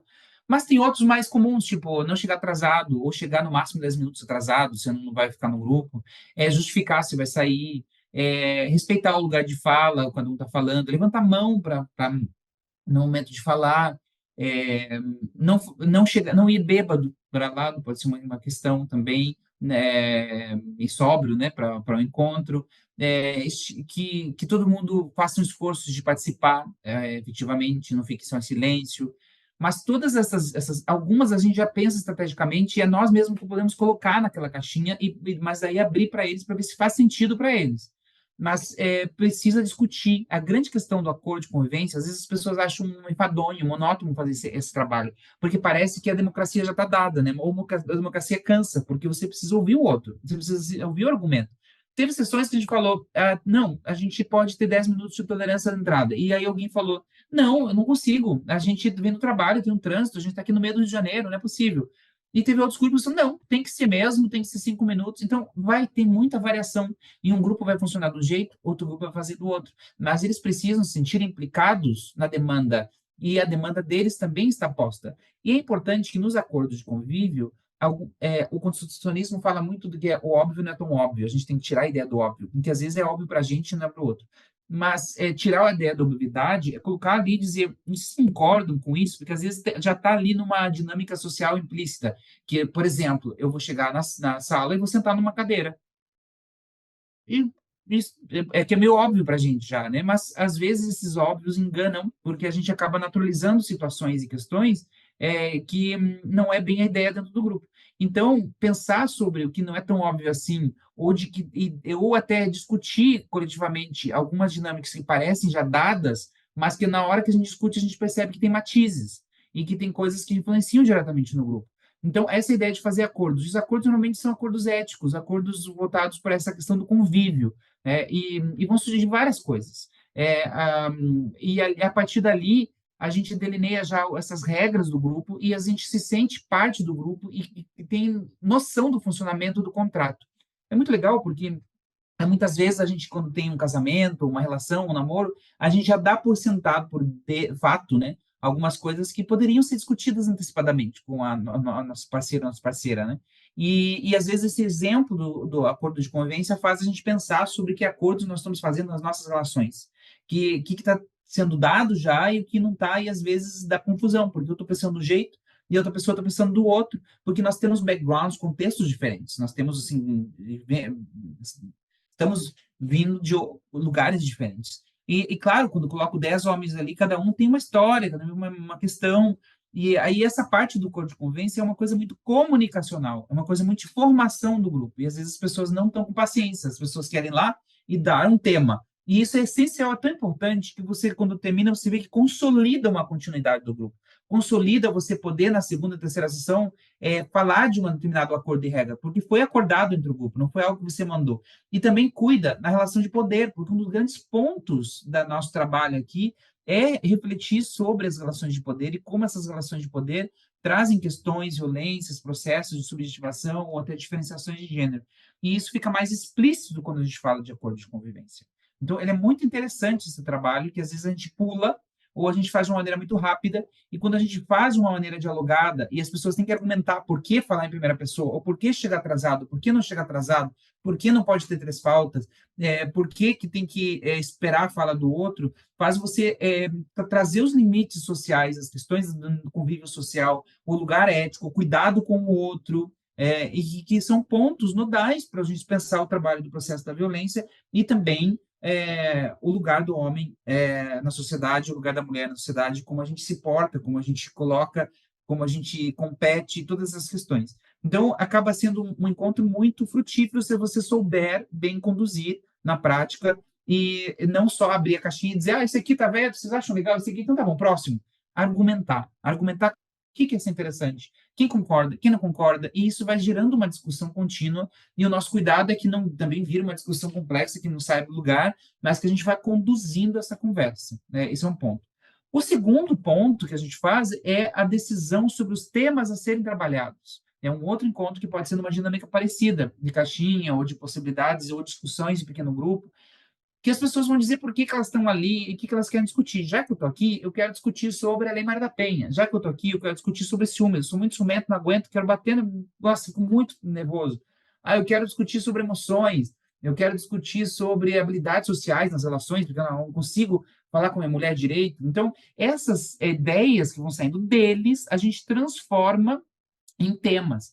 E aí é um outro encontro. Esse encontro, muitas vezes, a gente vai colocando as ideias no quadro e depois vai juntando, porque às vezes um fala A, outro fala B, outro fala C, mas o A, B e o C dá um outro nome, e essa coisa de a gente dar outro nome e juntar alguns dos interesses é o trabalho do facilitador, de que a gente vai juntando. E quando a gente faz isso, a pessoa se sente implicada, porque vem outro dia e ela vai discutir o tema que ela escolheu, que ela deu o matiz, que ela pensou junto, entende? E isso faz toda a diferença em termos democráticos e produção da cidadania, como a gente estava falando anteriormente. Então, esse é um processo muito bacana, mas que é importante ser feito nessas etapas. Aí vocês decidiram, de 12 sessões, decidiram 9 encontros e um encerramento, digamos assim, já dentro dessas questões. Mas chegou lá no terceiro encontro, a gente gostou tanto de discutir sobre emoções e que nos esgotou. A gente pode chegar no final da sessão e dizer, pessoal, vocês viram que temos muito material aqui ainda, está sendo muito frutífero. Vamos continuar esse tema na próxima sessão? E se a maioria achar interessante, a gente continua aquele tema na próxima sessão. Ou talvez a gente chegue lá e veja, agora que a gente seguiu aqui, a gente achou um outro tema que quer colocar, vamos trocar, vamos tirar uma sessão e botar outro tema, tudo bem, entende? Não precisa ser algo fixo. A grande questão da metodologia do Knowles é que ela não é um protocolo fixo. E vários grupos de homens têm protocolos fixos, não há um problema, porque você já tem um protocolo fixo, você já tem uma dinâmica, você tem um formato, é possível também. Mas a ideia do Knowles não é protocolo fixo. Amanhã vocês podem até trabalhar dizendo que vocês estão se inspirando na metodologia do Knowles, no aspecto do caráter reflexivo, mas vocês querem ter um protocolo fixo, tudo bem? Então, não é 100% a metodologia do Knowles, mas vocês estão se inspirando na metodologia do Knowles para o caráter reflexivo, para a produção da conversa. Então, tem vários níveis de vocês poderem aderir à metodologia do Knowles. Né? Mas se for aderir integralmente, o grupo é uma construção social constante. E aí a gente vai escolher com eles os temas e pode variar de um grupo para outro. E a partir disso, nós temos que, nos bastidores, nos organizar e procurar disparadores de conversa para cada sessão, porque elas vão mudando. Então, na prática, depois de um tempo, eu já tenho um conjunto de materiais, um saco de ideias, né? Para ciúme, outro para Lei Maria da Penha, outro para a saúde do homem, porque ainda assim os temas se repetem. E às vezes, quando a gente vai fazer a dinâmica dos temas, eles não sabem explicar o que eles querem. Então, teve uma vez que a gente colocou nos papeizinhos, eles tinham que colocar no papelzinho o tema que eles achavam discutir. E teve um homem que falou assim: eu quero discutir sobre interesses. O que é discutir sobre interesses? Então, aí no momento você vai perguntar o que você quis dizer, com quem que colocou isso aqui? Ah, as mulheres são interesseiras. Ah, tá. Então vamos dar outro nome para isso? Porque interesse ficou meio aberto. Então, às vezes, fica meio abstrato, uma coisa meio aberta. Então, o nosso papel é organizar isso, organizar em termos, em ideias, em formatos que vão para o coletivo e não para o individual. Porque não adianta ser uma coisa que interessa a uma pessoa. Porque, às vezes, um vai dizer, eu quero discutir aquilo, e não faz sentido para nenhum dos outros. E aí aquele tema vai cair.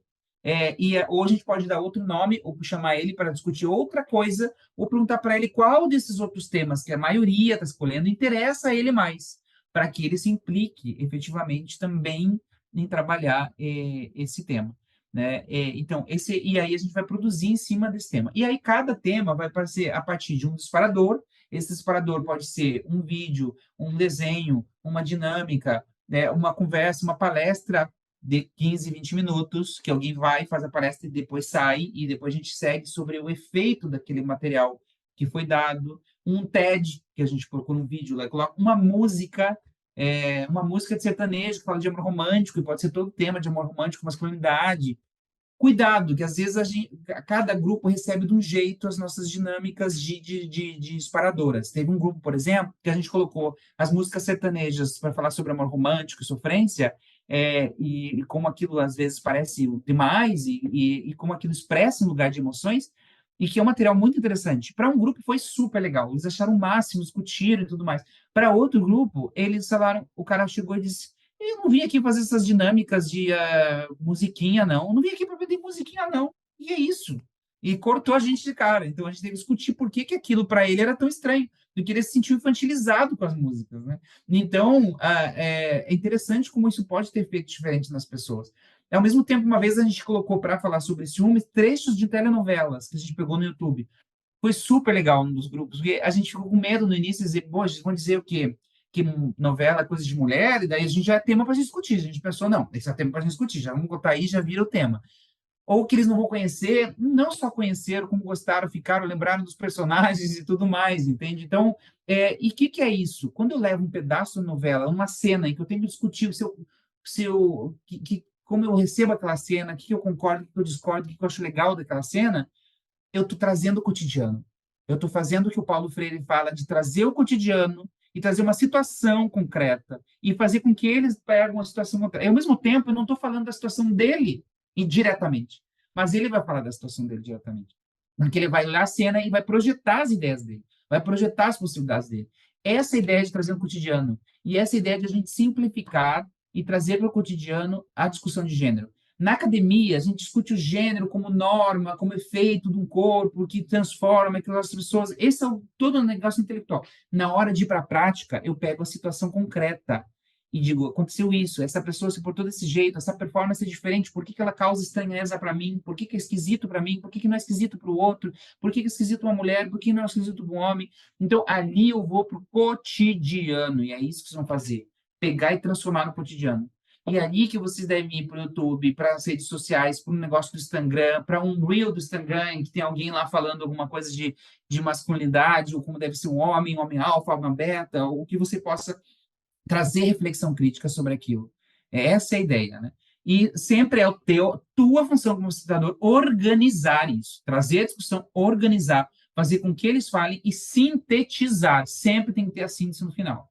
Essa síntese ela pode ser no flip chat, no quadro, peça reflexiva com o teu facilitador, dois, que estão conversando e falando, olha, como é que foi o encontro para você hoje, Maria? E Maria, olha, Maria, foi muito legal, eu achei que foi empolgante, ou para mim eu fiquei nervoso em alguns momentos. A gente pode fazer uma conversa entre os dois, que eles assistam, que a gente sintetiza os principais pontos daquele encontro. Aí a gente traz conhecimento ali co-construído com eles, conhecimento co-construído com eles, em que eu trago o meu conhecimento também, em que eu vou trazer algumas coisas dessa academia, mas não se restringe a ela, vai estar ali nessa produção, né, do cotidiano.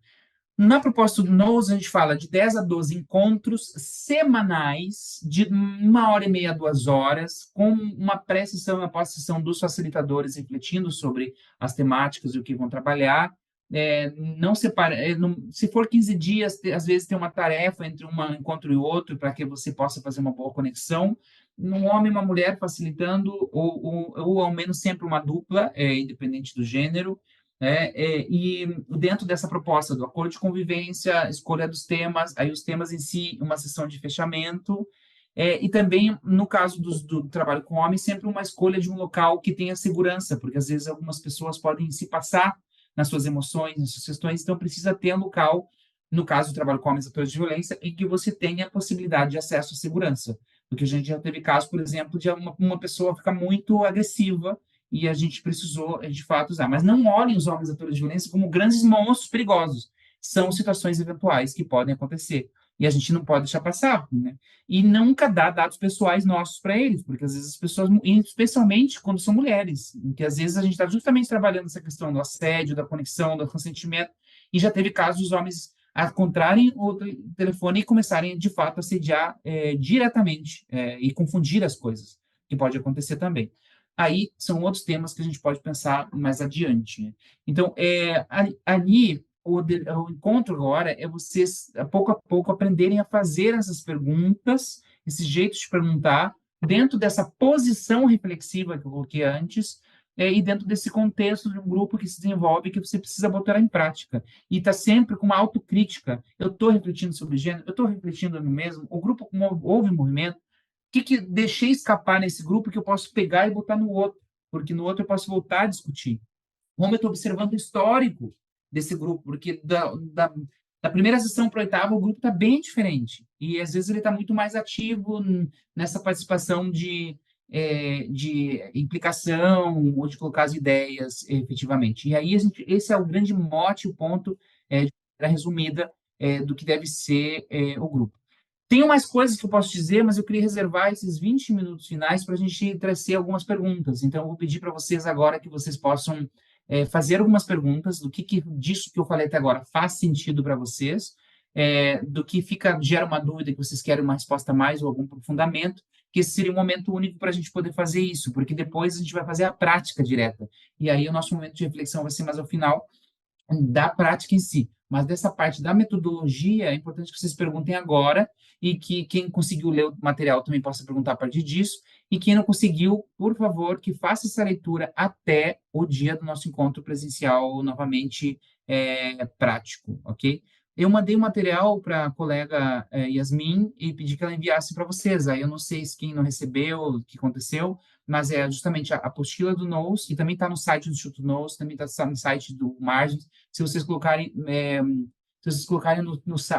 na internet metodologia de grupos reflexivos de gênero, NOS, vai aparecer o PDF, é bem prático de encontrar. Se vocês colocarem no online, metodologia de grupos reflexivos online, Adriano e Alain, vai aparecer o artigo da revista Nova Perspectiva Sistêmica, que é editada pelo Instituto NOS, o artigo da versão online, e, e no site do Margins, no margins.ufsc.br, na parte da aba de livros publicados, tem os livros que eu recomendei, específico para homens atores de violência, que diz respeito a essas recomendações e critérios mínimos, que é uma edição, uma trilogia de 3 livros que a gente colocou com a Academia Judicial de Santa Catarina e o COACEVID, que é as Coordenadorias de Violência Doméstica do Tribunal de Justiça do país, que tem um mapeamento que foi realizado em 2020 e publicado em 2021, e esses critérios e recomendações são capítulo 6. É essencial que vocês leiam esse capítulo 6 para o trabalho. Eu também mandei o link ali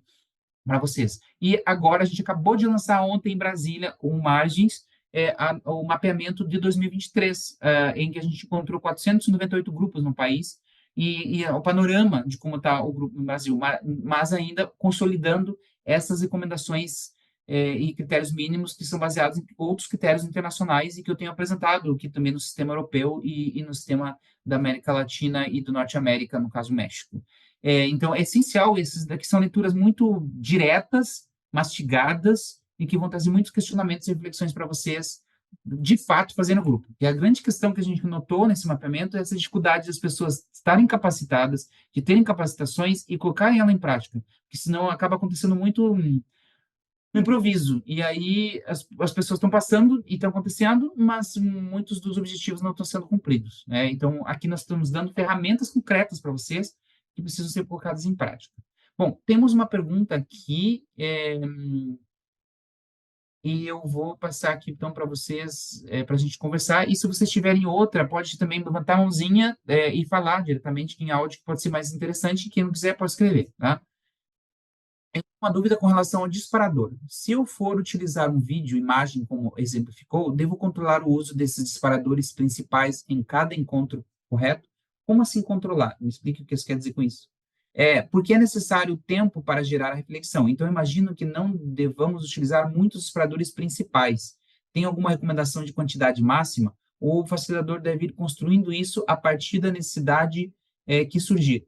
Peço desculpas se já falou sobre isso, estou precisando sair do... Ok, na realidade, não, eu falei e não falei, né? Mas acho que é uma pergunta pertinente. O disparador que a gente vai fazer, ele é o disparador, muitas vezes ele é um disparador, né? Não são vários. Então, por exemplo, como eu falei ali, do exemplo do ciúme, a gente usou dois trechos, no caso aqui foi mais de um, né? Mas você pode usar dois trechos, mas depende do tamanho, às vezes usa só um. Teve um grupo que a gente usou uma cena de novela, uma cena maior, mas teve outro que a gente usou 3 pequenas cenas e foi discutindo elas. Mas depende do tamanho. Você tem que lembrar que um disparador ele não deve passar muito de 15 minutos iniciais, ou máximo meia hora inicial, se você chama alguém para uma palestra, se o grupo for de 1 hora e meia. Mas às vezes os disparadores são 4 perguntas, perguntas abertas, e as pessoas escutam em grupo pequeno, duas, três pessoas, depois abre para a plenária maior e a gente conversa. Mas teve um outro momento que a gente usou o separador fotos de publicidade de masculinas e femininas que eram com tom erótico, vendendo perfumes, por exemplo, e que tinham situações de violência. Então, a gente colocou essas fotos nas paredes e as pessoas caminhavam entre as paredes e olhavam essas fotos, depois sentavam em grupos, discutiam e depois abriam para a plenária maior para discutir. Então, tem uma série de possibilidades aí de a gente fazer. Não é bom encher de disparador. É, é um simples e direto objetivo, né? É que estimule as pessoas. Às vezes, só uma pergunta num grupo é suficiente, porque o grupo fala bastante. Às vezes, o grupo não fala muito e precisa de mais estímulo, né? Um pouco nesse sentido.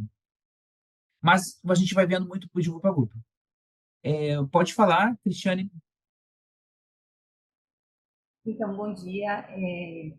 Meu nome é Cristiane, eu sou aqui de Ilhéus, na Bahia. Eu queria dizer o seguinte: eu me inscrevi para um curso da SDEP que se chamava Como Conversar com os Homens sobre Violência e acabei recebendo o link dessa última aula, né, com o professor Adriano. E aí eu queria dizer assim da minha alegria, porque eu esperava um outro tema, né, e não sabia que entrei no curso que já estava em andamento de grupos reflexivos.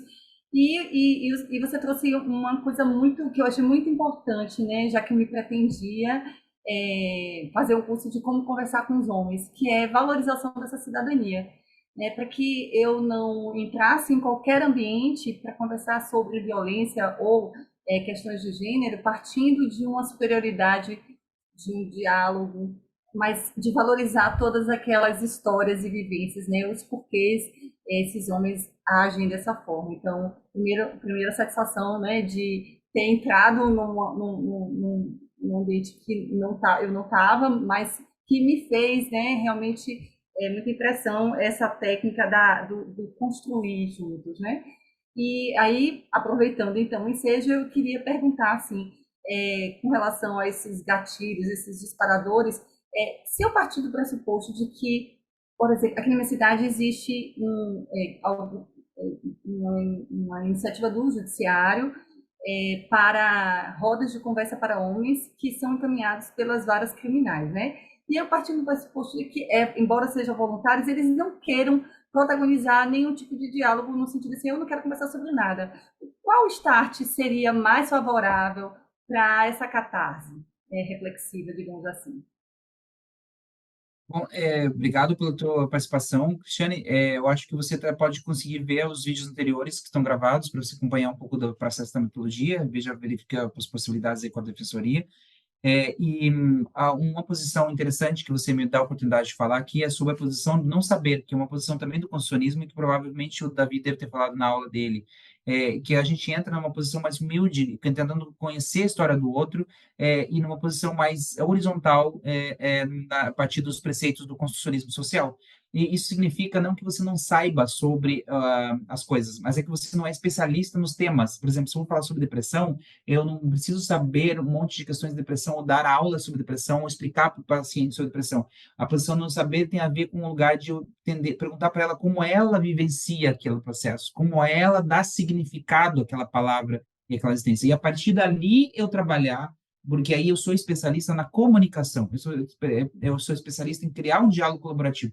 E o que eu conheço tecnicamente sobre depressão, ela vai ser mais um conjunto de ideias junto com as ideias do outro, e não uma ideia hierárquica que é superior à do outro. Então, ela ajuda a coordenar e a conectar, mas ela não deve entrar com uma colonização no outro em relação à sua história. Mas ela vai também ser útil, né? Não é uma coisa assim que eu vou jogar fora toda a ciência, mas é a forma que eu vou dialogar sobre, eu vou falar muito mais dos efeitos daquilo no outro. Então, por isso que no caso da Maria da Penha, por exemplo, não é a ideia de eu ir lá e explicar o que é a Lei Maria da Penha para as pessoas, mas eu entender como eles absorvem a Lei Maria da Penha. Então, pode ser que alguém venha e explique coisas principais que envolvem o homem, que às vezes eles não conhecem, que é interessante em termos psicoeducativos, mas depois, dali em diante, no trabalho, é saber como é que é isso para vocês, como é que vocês vivenciam na prática, como vocês acham que isso se beneficia, o que vocês não entenderam que a gente possa entender, o que o meu colega entendeu melhor e possa explicar para mim agora, nesse momento, para a gente refletir. E isso valoriza, né, o conhecimento coletivo e o sentido e significado que cada um dá. E é isso que às vezes a gente quer saber, como aquilo está afetando a minha vida pessoalmente. É por isso que eles falam, essa lei é ruim para mim, mas por que é ruim para você? O que você está fazendo que ela não está encaixando? O que você está entendendo da lei? E ali a gente vai partir desses pontos, né? Então, isso faz um outro encontro, aí realmente entra no caráter reflexivo mesmo, né? E de sentidos, e como aquilo é diferente para cada pessoa, assim, como cada um absorve, é muito diferente. A lei Maria da Penha é diferente quando é para uma mulher negra, uma mulher interior, mulher indígena, um homem de classe média. Então, como é que cai para cada um e quais são os limites, possibilidades, questões, sentidos e como isso está operando o meu comportamento, especialmente, né? E o meu lugar de relacional em relação a isso. Em relação a eles falarem ou não, que eu acho que é um pouco essa sua pergunta, né? É muito diferente em cada grupo. É difícil de falar uma receita específica sobre isso, porque são estratégias que é por isso que a ideia é de fazer facilitação com outra pessoa, porque a gente vai conversando junto e adaptando com o grupo. Tem grupo que a gente acha que não vai falar nada e eles falam um monte, porque a gente também parte de uns preconceitos com os homens, dizendo eles não querem estar aqui. Mas muitas vezes eles falaram, olha, eu não quero estar aqui. Eu falei, realmente, se eu fosse você, eu também não queria estar, né? Porque eu acho que deve ser difícil. Mas que tal a gente procurar esse espaço como algo útil para você? Como você acha que esse espaço pode ser útil para mim? Ah, não sei. Se a gente conversar aí, que você que é psicólogo, pode me ajudar, de repente, a me comunicar melhor com a minha mulher. Então, vamos começar por aí? Então, tem formas de a gente ir seduzindo esse lugar em que a gente não questiona e não bate de frente com eles, mas a gente cria uma empatia, uma escuta primeiro, e eles vão, opa, esse cara está me escutando. Então, é muito interessante que muitas vezes eles começam meio silenciosos, de um ou dois falando, e no terceiro encontro falam, nossa, mas está sendo muito legal vir aqui, né? E teve gente até que queria continuar, mas isso vai depender de ti, como facilitador. Vai depender de como você está colocando as coisas. Nós tivemos casos de uma colega que estava fazendo um grupo, e daí o cara colocava argumentos muito machistas, ela não aguentava, ela era muito feminista e batia de frente. Aí ele ficava uma briga entre os dois, entende? Não é a ideia, entende? Eu posso colocar minhas questões, mas eu digo, olha, quando você fala isso, na minha posição mais feminista, me impacta dessa maneira. Eu queria que você escutasse isso, que você conhecesse essa minha visão. Como é que é para você ouvir isso? Então, aí gera uma conversa. Mas se eu colocar de frente, você está errado, você está certo, você está errado, não vai funcionar, entendeu? Então, mas assim, tem casos e casos. Tem casos de as pessoas realmente entrarem silenciosas, mas tem alguns que falam e o grupo acontece, depois eles falam. Tem grupo que era todo silencioso. Teve um participante no nosso grupo que não falou nada no grupo inteiro. Mas ele estava lá pensando, ele estava com um diálogo interno, se via que ele ria no fundo, ele começava. No último encontro, ele falou várias coisas que a gente ficou surpreendido como ele tinha aprendido naquele grupo, entende? Como que ele saiu de lá repensando aquele lugar, ele não falou nada. Então, é, e ao mesmo tempo era interessante, porque a gente foi meio que mostrando que ele estava ali, não estava falando nada, as próprias pessoas do grupo mostravam, e aí, você que nunca falou nada aqui, entendeu? Então, e não era só o nosso incômodo, mas a gente foi deixando o grupo gerar o seu consenso em relação àquilo, o seu incômodo, colocar essas questões e ao mesmo tempo integrando ele, desintegrando ele de uma maneira, entende? Então, o grupo vai integrando de várias maneiras. Tinha um outro rapaz que ele vinha bêbado e a gente estava desconfiando que ele estava vindo bêbado, não estava vindo do lado, até que um dos caras do grupo falou: Cara, mas eu acho que você está bêbado hoje. Daí ele falou: Ah, mas é que se eu não beber um pouquinho, eu não consigo aproveitar aqui, porque eu quero aproveitar o conhecimento aqui de vocês, estão trazendo.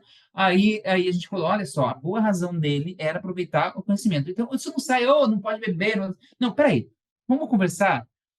O próprio pessoal do grupo conversou com ele e disse assim: então, a próxima vez que você vir, vem sem beber, que a gente te ajuda a participar do grupo. Não, fica tranquilo que a gente vai te ajudar.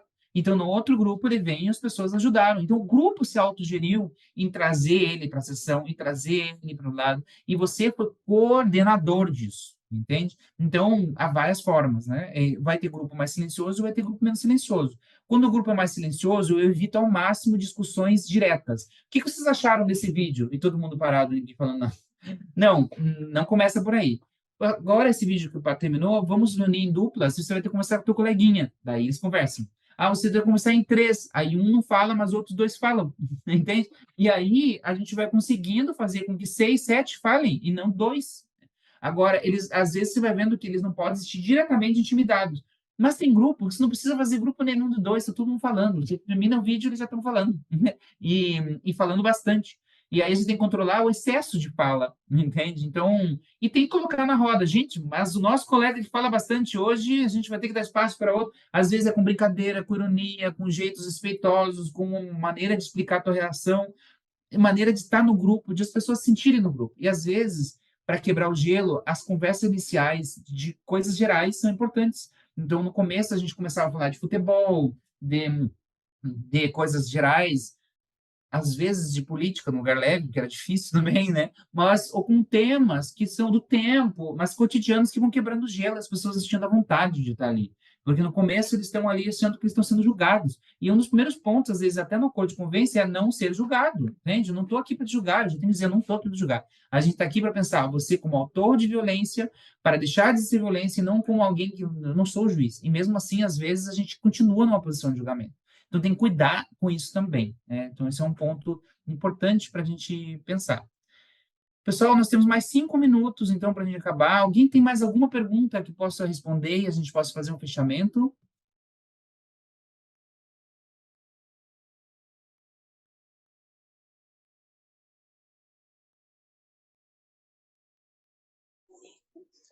Oi, professor. Sim? Eu tenho uma pergunta. Eu precisei dar um intervalo aqui para atender, mas eu não sei se já foi falado sobre isso. Eu gostaria de saber sobre o que o senhor pensa sobre os critérios de não participação no grupo, de contraindicação. Ah, Eu vi sim, alguns verdade. guias práticos, além do Instituto NOS, que tinham algumas recomendações. O que o senhor pensa sobre isso? Então, eu não falei sobre isso de fato, agradeço pela pergunta para poder aclarar um pouco mais esse ponto. Nós temos de fato alguns critérios que seriam importantes ser colocados. Então, a nossa recomendação, e também depois a recomendação dos estudos que foram feitos pela Academia Judicial e o Margens, e o NOS também participou de algumas questões, é de ter um encontro antes da gente não começar o grupo direto no grupo, a gente ter uma entrevista inicial de triagem. Então, nessa entrevista inicial, a gente explica o que é o grupo, explica a ideia, quantas sessões são, como participar, por que ele está ali, e escuta ele, pergunta da história dele, qual foi a violência que exerceu, que história que ele teve.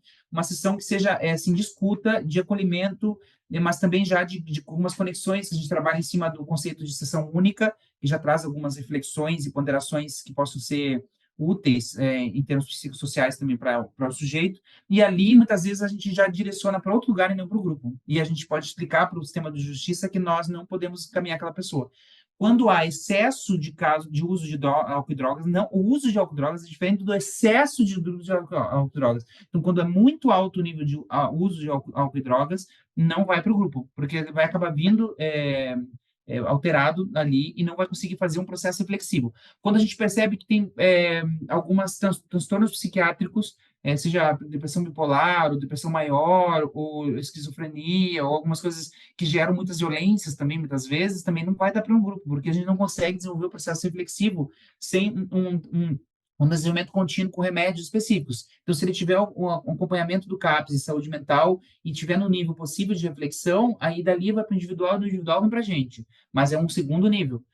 Então, tem alguns casos que não vai participar. Teve casos de agressão muito forte, assim, de cara, o cara era muito explosivo, muito agressivo, e de cara já mostrou isso muito no início e não servia para o grupo. Ou, às vezes, a gente entra no grupo e nas primeiras sessões já vê que não vai servir, porque acaba sendo muito desrespeitoso, e daí, dentro daqueles acordos de convívio, a gente já coloca limites. E se ele sair daquele limite, ele já sai do grupo. Teve um rapaz que foi muito desrespeitoso, ameaçou um dos facilitadores, e aí a gente já chamou ele para conversar na sessão seguinte à parte, já encaminhou e ele já saiu do grupo. Então, não é sempre que vai dar para o grupo, porque ele já demonstrou que ele não tem um caráter reflexivo naquele momento, uma possibilidade de ser mente de caráter reflexivo, estava sendo totalmente autoritário, muito agressivo, e aí ele já vai para o sistema operacional direto mesmo, assim. Então, já foi ou casos em que ele começou o grupo, mas daí acabou tendo outras situações muito graves de violência contra a mulher, e usou o grupo como álibi, e a gente chama também, pode sair. Então, tem uma série de situações que precisam ser estudadas em cada caso com a equipe, porque pode ser contraproducente para o processo reflexivo, efetivamente. Então, isso também tem que cuidar. E outro ponto interessante, que isso me ajuda a falar agora no final, nós também tivemos uma situação interessante de um dos grupos, a gente tem um homem trans, isso é importante vocês colocarem também. A ideia de homem é um homem que vem aqui, se identifica como homem, que se porta socialmente nas características masculinas, e ele tinha sido indiciado por uma questão de briga com uma mulher, com a sua parceira, então entra completamente igual a todo o processo. E ele entrou no grupo com outros homens, junto com a gente, já. Mas não foi dito isso no início, lembro lado. Num dado momento no grupo, à medida que o grupo foi se aquecendo e tendo dinâmicas, ele colocou que ele era homem trans. Então, algumas pessoas nem tinham percebido no início. E aí houve uma discussão de gênero e reflexões muito interessantes no grupo sobre isso. E depois seguiu o grupo como qualquer outro grupo. Então, é importante vocês também terem em consideração que é possível casos e deve ser considerado. E outro ponto é, às vezes, a gente equilibrar um pouco algumas faixas etárias, embora a gente não seja restrito. Teve um grupo que a gente tinha pessoas de 23 anos e outro de 55, outro de 35, e caminhou bem. Mas tem situação que às vezes só tem um cara de muito jovem, no meio de outros caras mais velhos, e ele acabou não conseguindo permanecer no grupo, ele não conseguia identificar e não puxava. E aí também tem a nossa habilidade de puxar, de dialogar, e de fazer ele se sentir pertencente ao grupo. Mas não necessariamente precisa cortar.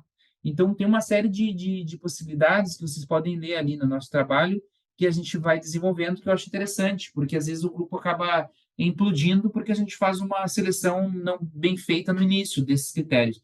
E às vezes a gente não consegue perceber no início e vai perceber realmente no fluxo do grupo e a gente tem um tempo de remodelar. E outro ponto é que os grupos são fechados no Instituto Nous. Tem locais que os grupos são abertos. O formato do Nous é fechado ou semi-fechado. Significa que começam com 10, 12 homens e terminam com esses 10, 12 homens. E o que acontece é que até a gente começar as sessões, então, até a terceira sessão, a gente ainda pode entrar novos homens. Então, de repente, a gente começou o grupo, daí 3 semanas teve mais 2 pessoas que entraram e uma que desistiu, pode acontecer. Mas daí a gente faz uma transição, de explicar quais foram os acordos de convivência, de os próprios participantes explicarem esses acordos, explicarem quais são os temas, de ele dizer se ele tem algum tema que ele quer colocar, e daí ele seguir em diante até o final, porque a gente entende que faz uma formação grupal mais específica e interessante. Mas tem experiências de grupos abertos, que é quando a pessoa vai entrando, tu vai entrando e os temas vão abrindo. Aí é uma outra dinâmica que a gente pode explicar em outro momento. Bom, então, vamos acabando nosso tempo. Agradeço as perguntas, a atenção de vocês, as Professor, câmeras era ligadas, e eu queria exatamente. novamente Tá me esclarecer ouvindo? para vocês que é importante, é importante não, é essencial nos próximos encontros a participação obrigatoriamente de câmera ligada e áudio ligado, porque vai ser uma dinâmica participativa, não vai dar para ser de outra maneira. Por isso que nós estamos fazendo de forma virtual, senão a gente ia ter que fazer presencial, teria que ter a da Bahia para a gente fazer. Para dar oportunidade, a possibilidade de fazer de forma online, precisa da câmera ligada e do áudio ligado e a participação sem mexer no celular e sem sair e participando do grupo inteiro. Nós estamos precisando, inclusive, ter um acordo de convivência inicial em relação a isso. E vai estar eu e o Davi participando, por isso a gente vai fazer a simulação direta de grupo online. E a gente vai simular de uma forma ali vivencial e vai refletir sobre o que vai acontecer ali nesse grupo, ok? A gente vai ser um grupo, ok? Tá me ouvindo? Então, não deixem de ler esse material também, procurar e ler o material para a gente poder seguir, ok? Obrigado. Jamile, quer dizer algo? Estou tentando fazer uma pergunta, mas não estou conseguindo. É que eu estava ouvindo, assim, quebrado de fundo. Você estava... Tá me Agora ouvindo? sim. Agora sim. Ah, tá. Minha pergunta era exatamente sobre grupos abertos e grupos fechados, porque às vezes a gente tem uma certa dificuldade, né?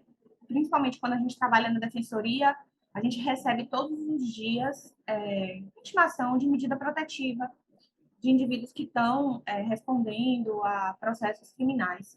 E a gente, às vezes, tentava incluir nos grupos e, às vezes, aguardar a montagem de um outro grupo, ou não tem profissional, estou falando da realidade, da estrutura, ou não tem Uhum. profissional, ou a gente não tem como.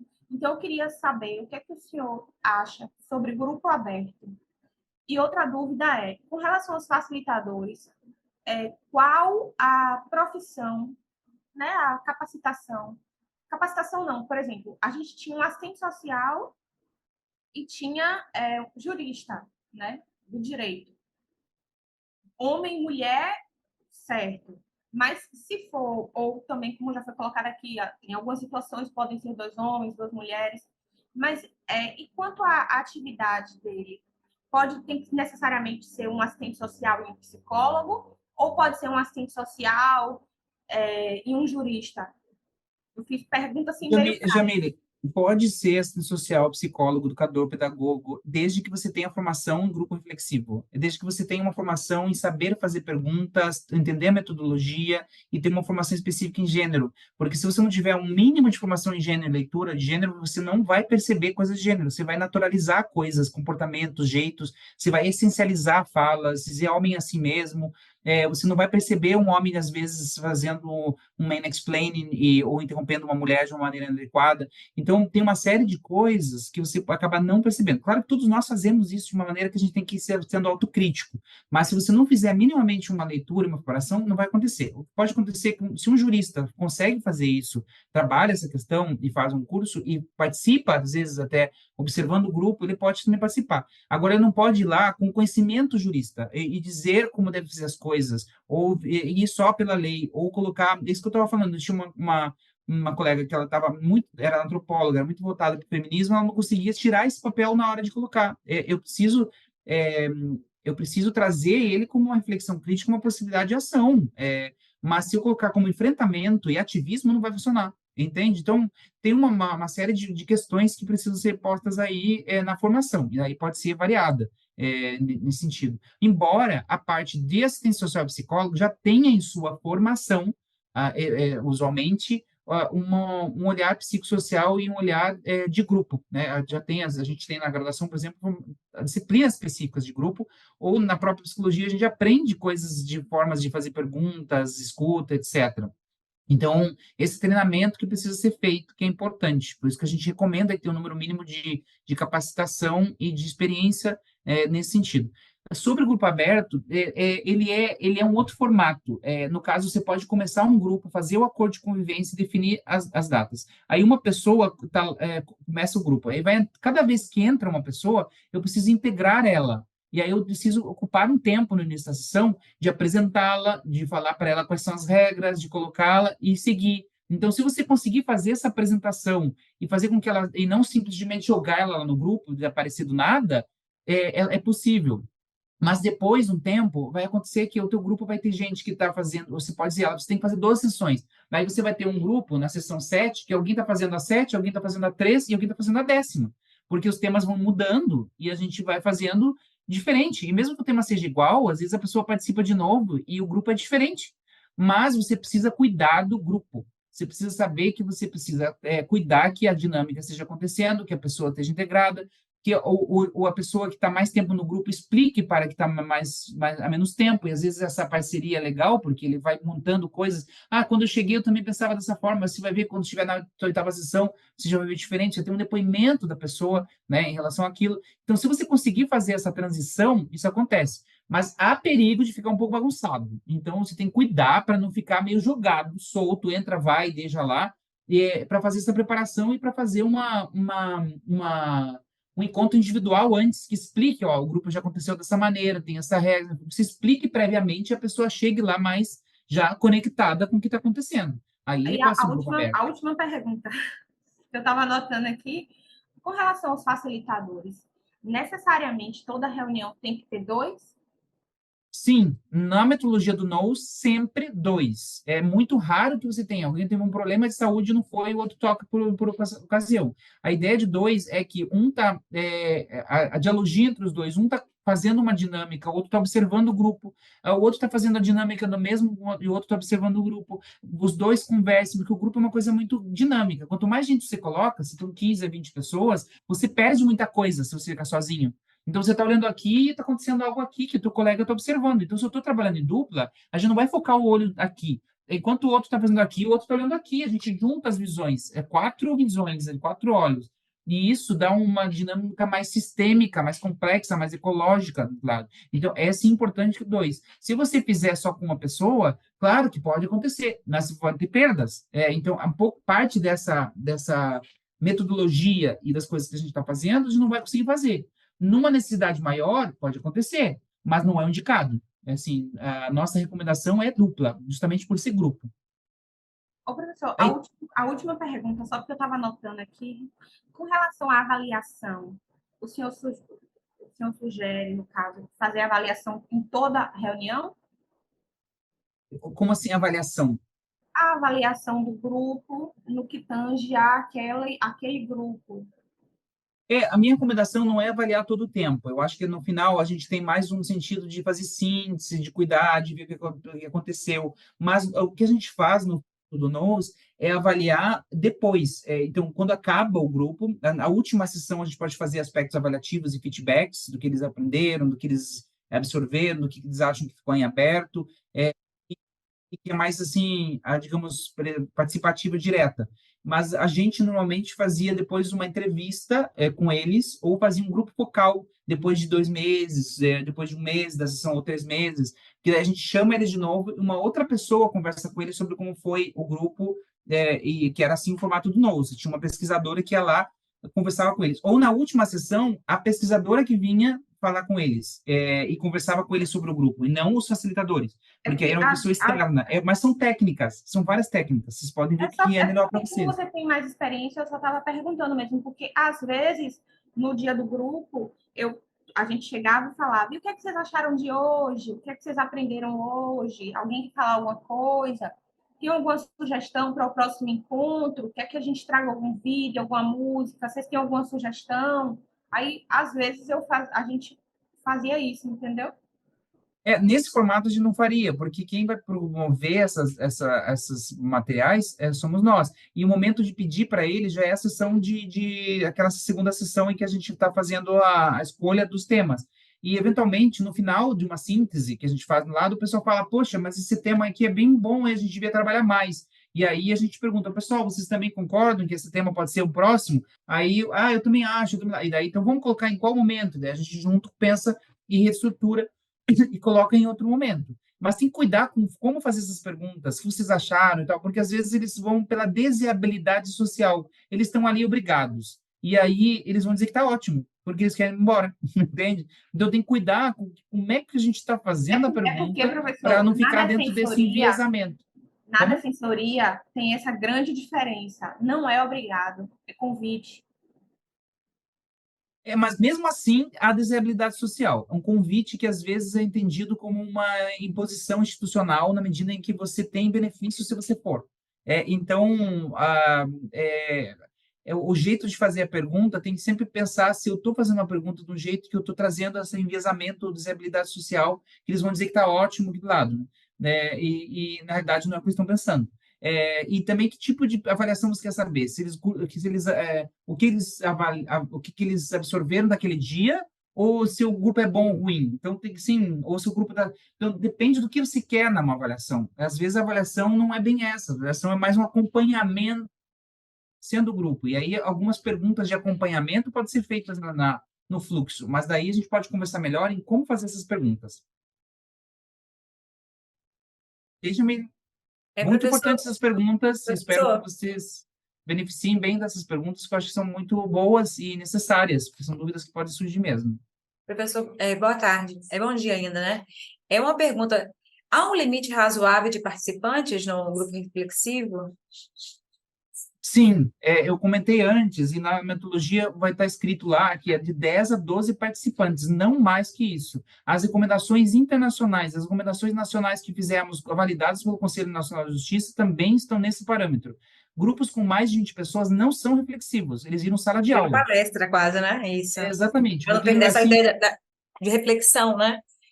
E se por um acaso, nesse decorrer dos encontros, diminuir o número, assim, gradativamente, e também pode perder um pouco, assim, o foco, ou mantém, vai, ao final, com 4, com 3, como é que é isso?